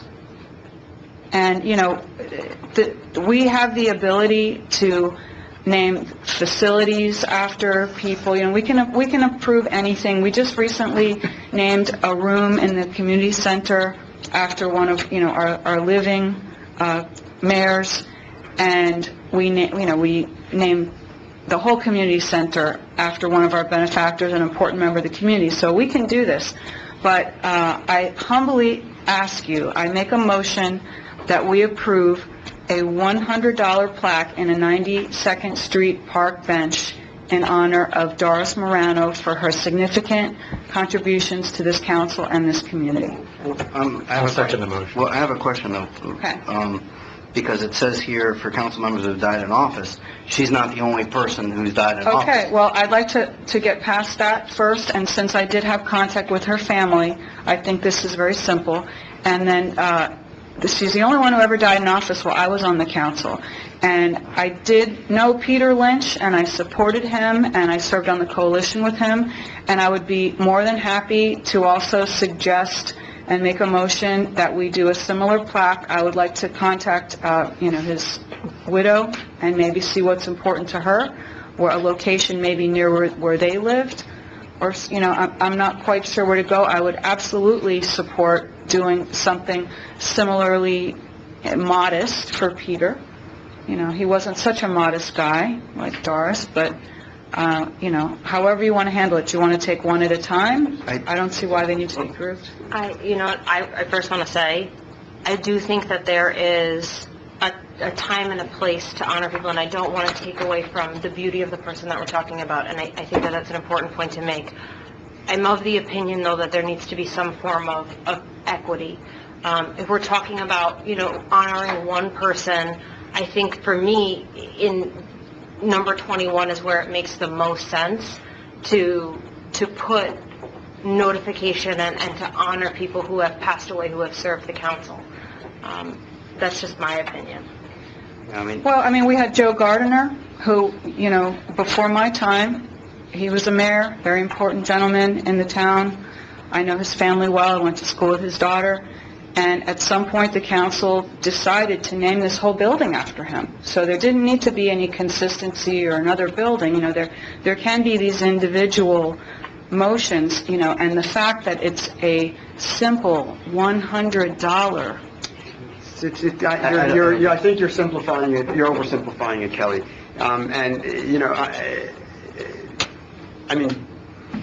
Doris Morano is no Joe Gardner. Honestly, Joe Gardner sat on this council for 40 years. Okay, he won the E. Harris Drew Award. I'm not taking anything away from Doris Morano, but Doris Morano served on the council for 12 months. Okay. And served the town for 25 years. But I'm not saying we should name a building after her. I'm saying, please, a $100 plaque. You know what, if you don't want to approve the $100, I'll buy the plaque. I just would like your permission to put it on a bench in 92nd Street. My 2 cents, I will say that I think that every single person that serves on this council should deserve the same equal treatment when it comes to memorializing them in regards to some type of what the staff is recommending for item 21. I think that there should be a special designation for those that have passed in office. Former council member Morano, former Mayor Lynch, I think they should have some type of star or asterisk to designate the fact that they did pass in office. It should be noted, because it's in the agenda item, that we do have a plaque in this council chamber that when a former council member does pass away, we do have a plaque that's on the wall where we do put their name on. So it's not as if we don't have something already. I think something a little bit more significant than just the plaque on the wall is what we're looking for. Because if we're looking for some type of, honor that they did pass, we already do it. And it's been done long before I ever sat on this council. But that's just my 2 cents. How about the fact that she was a committee member and the founding Parks Committee member, and this is a park-related... Forget all that for a minute. I look at it this way. It's a plaque, it's a bench, it makes her family happy. It's as simple as that. It's just, I don't understand why this is such a big deal. You don't have to set all the questions. Her family will be happy for it. Let's do it. Okay, so all's in favor? Aye. Against? Against. All right, it fails. All right, so let's understand, policy. Hold on a second. If there's going to be a criticism levied, I'd rather... I would say to the 3 of you, terrible. Okay. What a shame. I skipped you. Just hold on a second. No matter whether I have agreed or disagreed with any member here, I have never levied a personal criticism against them. I think that is uncalled for. I think it's completely called for. Kelly, I think that we agree to disagree. It's called for. And we can, but I think that we disagree, but we need to do it with decorum. You are one of the people here who talks a lot about decorum on this dais and how we need to be the people who show that decorum to our town. To levy a criticism personally against someone else who is sitting on here is the polar opposite of decorum and what you have sat up here multiple times and levied against other people. I have never personally... I disagree. That isn't... You really call that a personal attack that I say it's shameful that you will not recognize this woman in this way? And that's fine. We agree to disagree. We agree to disagree. That is not an agreement. Okay, we're going to move on. I think you're going a little too far. You know what? We're going to move on. I personally disagree with you, Kelly. Okay. Victor. All right, Victor, I'm sorry. I forgot to call you up or pass it to Jordan. Sorry. That's okay. Apology accepted. Thank you. And it is shameful. It is shameful. And, what are you scared of? What are you scared of? Doris was Donald Trump before Donald Trump. Doris took on the establishment here, and she won an election that nobody expected her to win. Is that why there's this opposition to her? You know, and she would have won again, you know, had she not been sick and her illness taken advantage of during that election, which was shameful. And I can say that too, and I'm not sitting up there. I do not, for the life of me, understand what the problem is with a little plaque on a park bench that none of you are ever going to go to and look at. You had no problem spending $1,000 to give to the family of a fallen officer that has very little tenuous connection to this town. But somebody that lived in this town, that was a council member, that volunteered on committees for years and years and years and years and years, fairness? Fairness to what? Policy to what? You don't have a policy on this, you don't have a policy on that, policy on anything. And I think it is shameful. What is it that you're scared of? What precedent are you setting that is so mind-boggling, that is so significant, that is just going to trap this council for years and years and years and years to come if you agree to put a little plaque on a park bench? You don't even have to pay for it. Kelly said she'd pay for it. I'll pay for it. Just permission to put it on the bench. I think it is absolutely shameful. It is disgusting. By the way, the item that you're talking about, we pulled it. I mean, we didn't. I know, but because I forgot to pass it over. Yeah, you voted against it, I think, we know. No, I didn't vote against it. We never, didn't we? No, we're talking the one we just voted against. We discussed it. The Doris plaque. Yeah, we did. Doris Morano. No, but I'm saying the $1,000 for Officer Rupp. right. Yeah, we did. That was not approved. Yeah. Wasn't approved. It wasn't. But it was on the That was agenda. approved. Number 22. No. Number 22. Item 22, consideration approval of a contract award to Custom Teach. It was not. Custom Tree. No, it was not. These are what me and you guys are at. Excuse me, we're going to move on with the meeting. For disaster debris management services, the services would only be used if needed in the event of the governor declares a state of emergency. I'll move it. It's a requirement by FEMA. I'll second We have a motion, a second. Any discussion? Hearing none, all's in favor? Aye. Anyone against? All right, here we go. Number 23. Consideration and approval of an award contract to General Asphalt for resurfacing of the roadways in the West Island, south of 96th Street, in the amount of $119,905. This is part of our road replacement program, and it'll replace all the roads. The first step was to do the gutters replacement, which we've completed, and now we're ready to do asphalting. Can I have a motion? So which roads are you doing again, Ron? Everything south, the south side of the West Island. Okay, so the perimeter and the... Perimeter and all interior. Okay. And it really goes on linear feet, so that's why we're able to do all that. All right, you have a motion? I'll move it. Have a second? Oh, then come on down. Who's the second? Who's the Is there a second? I'll second I it. have a motion Thank you. and a second. You want to speak on number 23? All right, come on.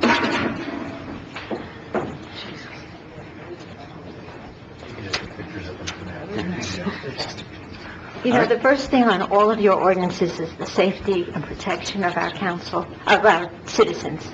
And this is talking about asphalt on 96th Street, 95th Street, whatever it is.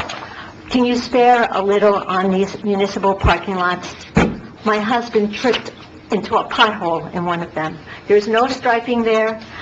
These cars on 95th Street, you can't even see where you're supposed to park, and it's very dangerous.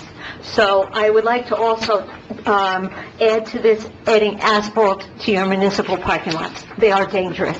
Thank you. Thank you. All right, we have a motion, a second. It requires a poll vote. Yes. Councilmember Fuller. 4. Councilmember Reed. 4. Councilmember Sauber. 4. Councilmember Tracossi. 4. Councilmember Yaffe. 4. Mayor Leonard. 4. Unanimous. Item 25, discussion requested by Councilmember Reed regarding the possible charter amendment for election of a town mayor. All right, do you have a motion? Is it discussion? Wait, before we went on, I have a question about what Mrs. Newhut said about the parking lots. Do we have is there a schedule of maintenance for the parking lots? Yes, actually, in this budgetary cycle, we're looking at 95th Street to fully rehab it. including some solar lights similar to what we have on 92nd Street, as well as doing the asphalt curb stops. And we're adding, we already are putting in the new meters are going in. So Was there an end? we have done asphalt repairs there, pothole repairs, and that, but not like a full-on repair. That's for this year. Well, if we had maintenance, walk through all the parking lots and those areas to make sure that there aren't any potholes or things that need to just like, on an interim basis, is there some kind of inspection program? Absolutely. That particular parking lot got beat up a little more because during the roadway project and some work that was done, we stored some materials, so that the parking lot got utilized a lot more. So that's why we had some of the potholes issues. All right. So, on number 25. So you want to talk about item number 25? Yes, on several occasions, it's come up, the manner in which we select the mayor, and I've even heard some people at this dais say that they would like the ability to run for mayor, like it's done many places. So I would like to put on a future agenda meeting that we put the question, on the ballot as a change to the charter, and let the citizens decide. All right, that's a motion? Sure, if you'll entertain the motion. Okay, is there a second? I'll second it. Okay, there's a motion and a second. All right, we have public comment. And I guess Francis Newhunt?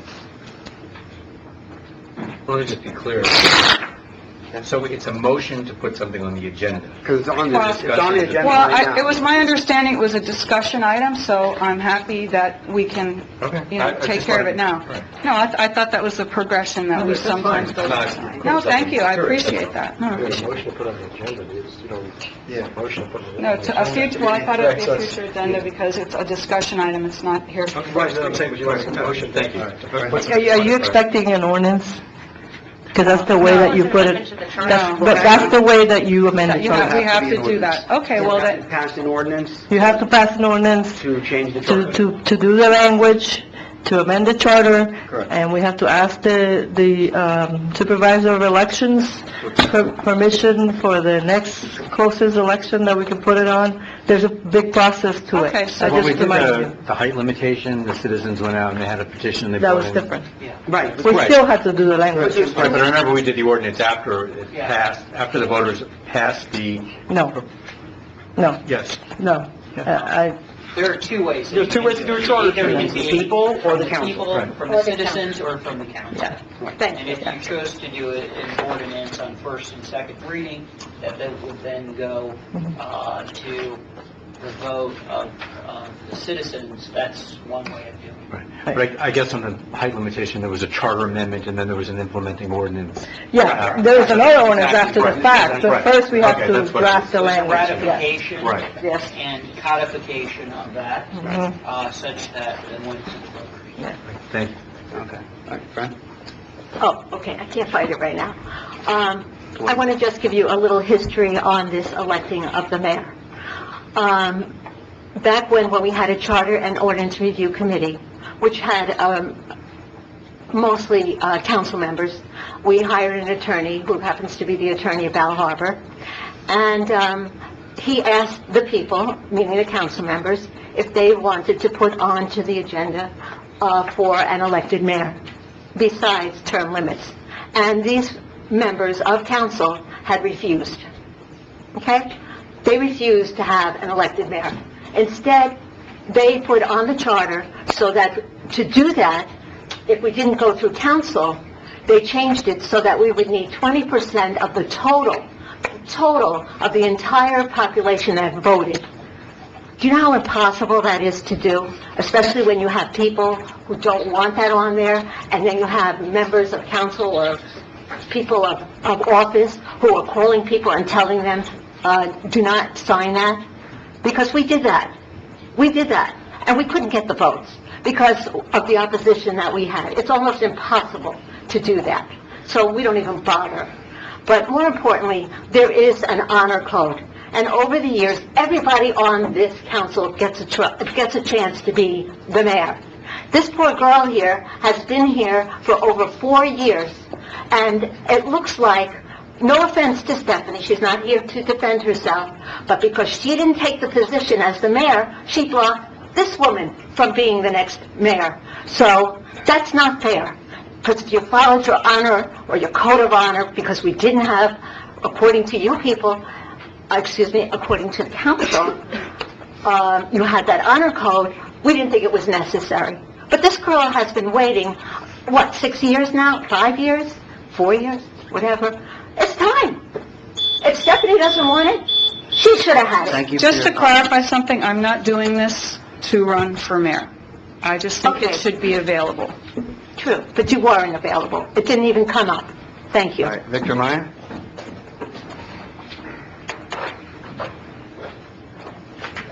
I would propose doing this a lot easier, in that at our next April election, you just have a non-binding referendum asking the citizens, would you like to directly elect your mayor, or would you like council to continue to appoint the mayor? And then, if the results show that that the citizens would like to vote for the mayor, then you can sit and put together a proposed ordinance to be considered at the next one. And then the next one. You're talking about 2, 3, 4, voting cycles before anything gets done. I think it's a shame that we don't have the opportunity to appoint the person who talks for all of us. And as you saw today, when you had the mayors of 2 other towns coming in, to speak on their behalf, and you had other public officials coming in here, there is more than just a ceremonial, role to it. And I think that the citizens should have an opportunity to do it. So the easy, simplest way to deal with it, in my opinion, would be just to ask the question, non-binding. You're not forced to accept the results one way or another, but at least ask the question on the April ballot. It doesn't cost any money, to put it together. You don't have to go to supervisor of elections and blah, blah, blah, and do all that stuff. We still do, yes. Okay, but you don't have to, it's just a non-binding referendum. The city of Miami Beach is asking its citizens whether they want Ocean Drive, to sell alcohol after 2 in the morning, and so just ask, non-binding, there's no harm, no foul, but then again, whatever. Thank you for your comments. I just want to go on record to correct some of the comments that Ms. Newhut made regarding the charter committee process, because I know that, I was looking at Jordan. He wasn't looking at me, but then I saw Marlene move her head like this, because first of all, one of the things that was said was that, the attorneys suggested to the committee that we have an elected mayor, which was not accurate. And another thing that she said was that somehow or another the charter review committee changed the requirements for a referendum to be certified, which was also... It's actually the opposite. Actually, we put a question to the voters to change the 20% requirement to 10% to match Miami-Dade County, and the voters of this town voted against it. Oh, okay. So the 20% stayed in the charter because it was voted against it. That was the one that failed. That was the only one that failed. 2. One had to do with the manager and the other one not. Right, and also, there were non-council members who were on the Yes. Charter and Ordinance Review Committee as well. It wasn't just council. Just to clarify what Victor said, you can put non-binding questions as long as they don't amend the charter. Obviously, the 2 o'clock is not in the Miami Beach charter, so they can ask the question, and it's a non-binding question. But when you're trying to amend the charter, when you have to put the question to the voters, it changes the charter. Yeah. Yes. Well, I just put I asked Marlene today, I asked Marlene today, if you could just glance over how many times have we discussed this, and the last count is number 8. So we've discussed this 8 times, and 8 times it hasn't gone anywhere. And I think the reason why it hasn't gone anywhere, it's not because I'm the mayor, because obviously this has been around long before I was ever on the council. In fact, actually, some of the times I can remember being on Charter Ordinance Review, I was not elected originally. One of the great things about this town is that we don't allow the politics dictate the leadership in this community. For example, they mentioned some of the other individuals that were here today. Mayor Deitch is elected by the constituents as mayor, but Mayor Groisman is not. He's also elected by his respective village council. When you look at Miami Beach is an example. When you look at Miami Beach and you have two individuals on the same dais that want to run for the same seat, it becomes almost a poison for enacting legislation up to a year before the election. And all of us who have lived here more than a few years have noticed some of those cities where it has become not a very good place to do the people's business.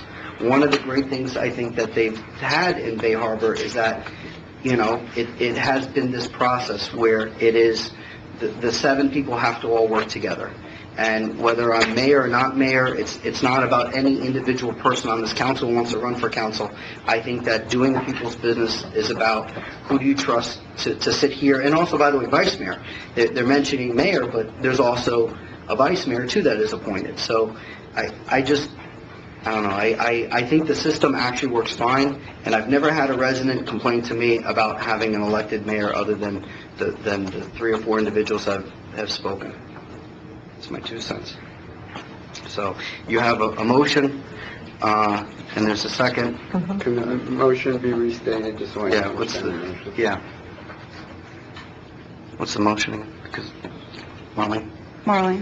The motion? The motion was a little confusing to me. It was to put it back on the agenda. I'm assuming it would be in the form of an ordinance for first reading? Yes, please.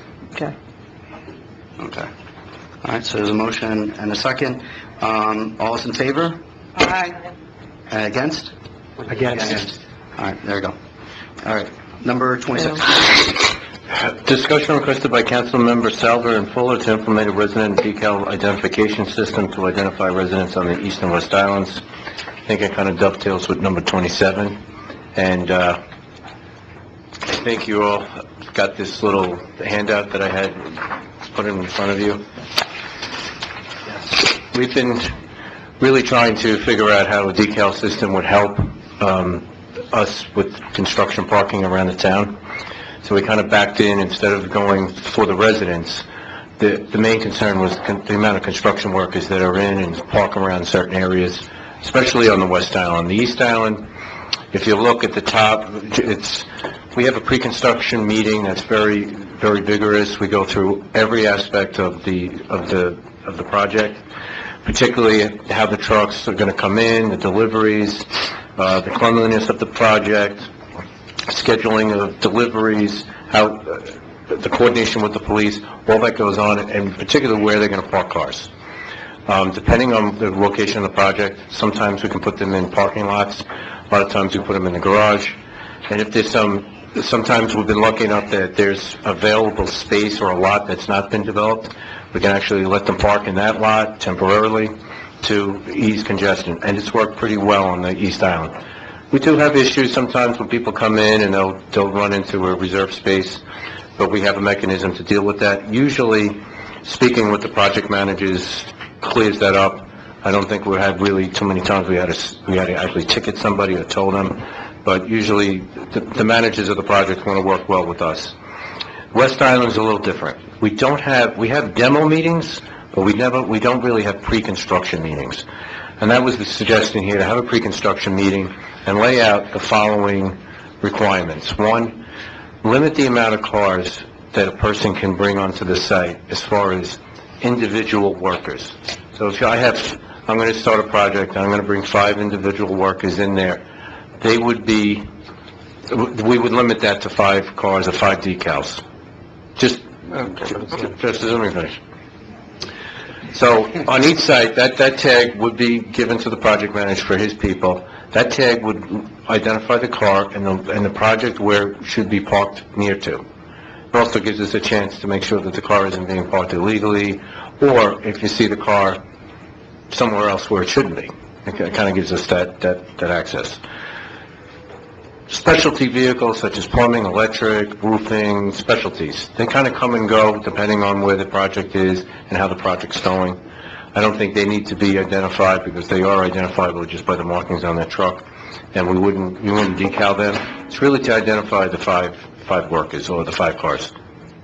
And then if they needed more, they'd have to come to us and justify it, and maybe we would say yes, maybe we would say no, depending on that.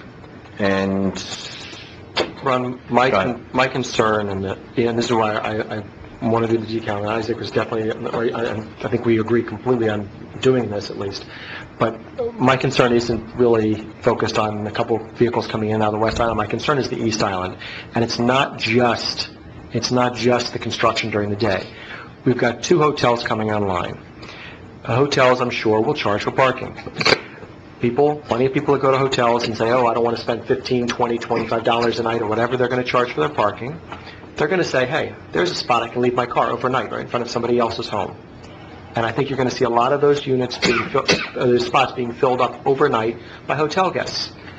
Our concern here, at least my concern, is that we are essentially giving them free spots, 50 yards, 20 yards, 10 yards from a hotel. That's not acceptable.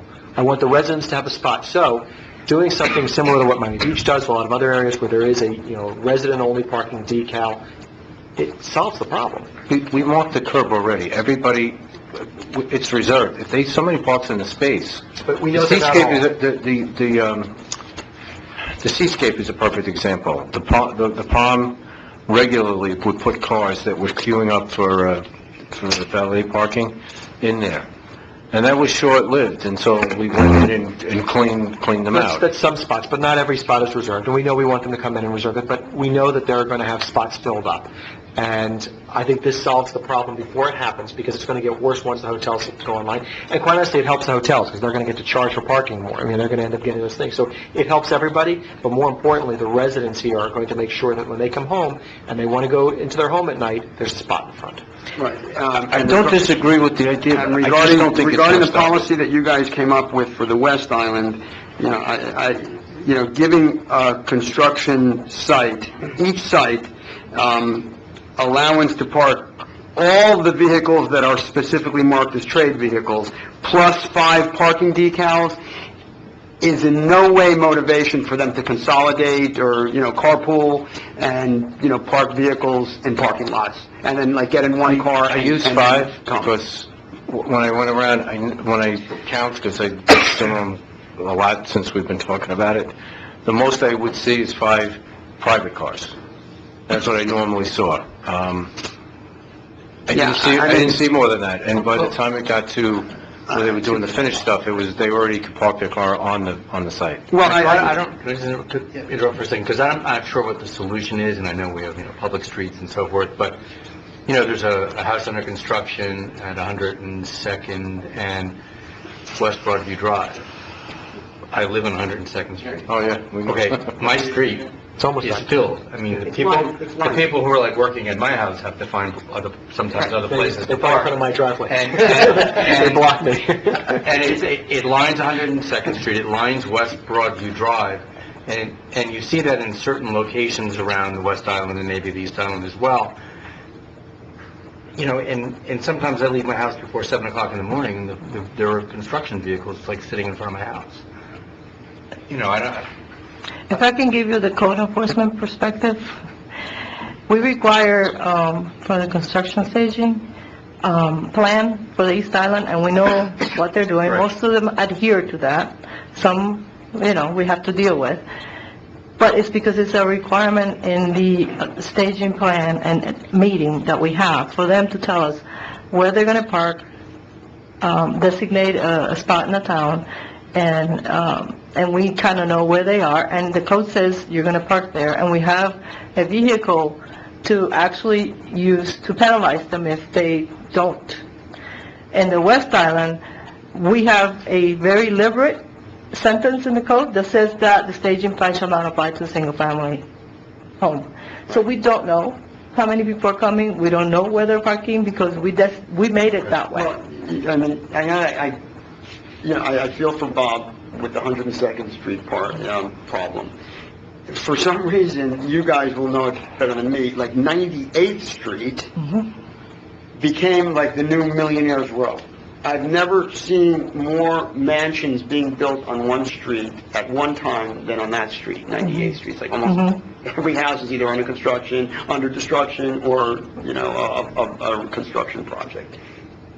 It's already mayhem, and there's new projects going online on 98th Street. And I'm sure the same thing is going to follow suit on 99th Street, 100th Street. It's going to affect everybody on the west side. And it's not just like the workers' vehicles. I mean, there are like sometimes very large construction vehicles, like, you know, blocking the street and Deliveries. offloading a dumpster, and they've got the dumpster in the middle of the street.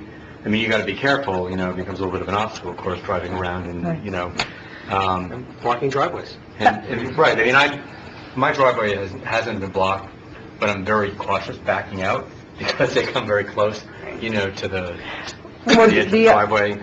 But I mean, I don't know. I mean, maybe it's just a fact of life with all the construction, and we're just going to have all these vehicles. I wish there was some way to manage it. Well, what would be step one in amending the code to begin to require the same thing as we do in the East Island, a staging plan. The original argument from some residents that are also contractors here was that the homes are smaller, they don't require the same amount of workers, but that's not what we're seeing. The homes are bigger, they're still requiring a lot more people. So if you amend the code and you require a staging plan for the West Island as well, we will have our meeting, like the manager suggested, and we will know more about what they plan to do at the construction site. Well, yeah, and I think a solution to this is that you got to tell the construction manager or the, you know, whoever's building this thing that all their workers must park in a parking lot, and they have to arrange to bring those workers to the site. And all the, you know, the trucks, the plumber, the electrician, et cetera, you know, they could park either like right in front of the site or on the site. I know, but how do you, I understand, but my question becomes, how do you enforce that? I mean, you get somebody who's there. Let me finish, let me understand that. I mean, Isaac, listen, so I'm on your side, but I'm trying to see because I'm looking at it this way. You get somebody who is a construction worker, who gets there half hour, whatever beforehand, and unless we're reserving all of the spots, which include later on for guests and everything else up and down all the West Island streets, he has just as much right to sit there and say, I just feel like parking here and having a walk today. If we have a staging plan that the contractor has submitted to the town, that the town has approved, that says my workers will park in the parking garage. But he's not in at that time. In other words, he's not technically working for the law, he says, until that hour. So in other words, that guy that gets there, you can't ticket him. If 20 cars line up an hour before, they say, well, I'm not on the clock, I just decided I want to park on a public street, and it's a perfectly good defense. No, they don't. That's the thing. No, he's not going to stay for half an hour and then go park in the garage. They have to move later on, but in stages. I'm just saying, there's a problem with enforcement on that. Well, I want to avoid having to put up any type of signage that says resident parking only. Exactly. I want to avoid that. Right. So, you know what, there's going to be violators, but I think, you know, we should have a plan whereby all residents, you know, me, my wife, my kids, or whatever, we'll all have a decal that says BHI on it in my windshield, so at least the cops and everyone else knows who the residents are and who's parking on their streets. And if they notice that every day at 7:30 a.m., there's like this taxi cab that pulls up in front of your house and parks, and, you know, a guy marches out and goes through one of the construction sites, you know, eventually someone's going to say, hey, what is going on here? I think the first step is to change the code. Let us get them in there, and they want to cooperate. It's not like they're out there, we're not going to do what they say. If I may say something about the decal, probably Bob remembers, we had decals, resident decals, in this town before. I still have some, I can show them to you. It did not work, because people changed cars, because people didn't want to register, people didn't want to put a decal on their fancy cars, blah, blah, blah, blah, blah. Well, guess what? It's a different world now. No, I understand, but can I finish for a minute? What he was saying about, it's just, you know, you guys make the decision, but what he was saying about guaranteeing, you were talking specifically about the East Island. I'm changing. Okay, we have a good program. The reserve is a good program, and it works. we put, ticket people, it works. If you have reserved spots, okay, you don't get people that don't belong there, because pretty soon we're gonna get them and they're not gonna come back and park there again. The problem is that some buildings have chosen to have 6 or 7 spots in front of their building as reserved, and leave the other 4 or 5 not reserved, free, open. They might do this because of economic reasons. I mean, I don't get it, because it's only $20 a year. But if your goal is to guarantee that everyone has a spot, allow the buildings to reserve all the spots in front of their building and waive the fee. It's not gonna break the town. $20. It's $20 a spot. Yeah, but add up all the spots. Yeah. But then it just, you have to have some skin in the game, otherwise the people will say, I'll take every spot from here down to here. No, they can only take it in front of their But I'm saying, but building. it's, the 20 was really meant to make sure people limit the number of spots they take. One of the things I'd be interested in looking at is also looking at technology. You know, like, for example, we keep on mentioning these decals, but Miami Beach is, from my understanding, phasing out decals. You know, I know that Miami Beach for years now have used, they have license plate readers. So, you know, when they actually know which cars belong and which cars don't, because they have it already input into their system. You know, just like you have to input your car to get a decal, they just have a more technology, advanced system. So, you know, maybe we could look at something like that, and, you know, maybe it'd be a lot more efficient than having to go and check every decal. You can just drive the car by, and guess what? The machine picks it up, and we know, you know. But it's more of just simply as a deterrent for anybody else coming in. You know, in other words, if a hotel guest comes in and it has a thing saying, you know, resident decals only, they learned instantly. If there's some technology on something else, they're not going to know it. They're going to come in at night and say, oh, look, an empty spot, I can park in front of somebody's home. No, I know, but I'm just saying Miami Beach has it, and it seems to, you know, I mean. We can start with the ordinance change, like maybe let's start there and then let's continue this conversation. Right, maybe let's start with the ordinance change. Yeah. That's a good first starting point, because then, you know, maybe we can just alert the residents that we're interested in starting a program where all resident vehicles are registered with a decal. You know, please, We'd love to get your feedback. right, I'd love to get their feedback or call in and... In order to make You know, that... the first 100 customers get a throwback decal from And a matching t-shirt. We throw out nothing. In order to make that enforceable, you would have to have the very signs for which you do not want. Right. Like they have on Miami Beach. You know what? Let me worry about that. That's a different problem.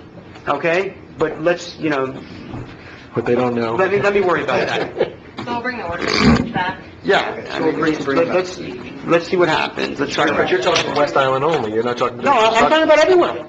Yeah. So we're forced to have a sticker?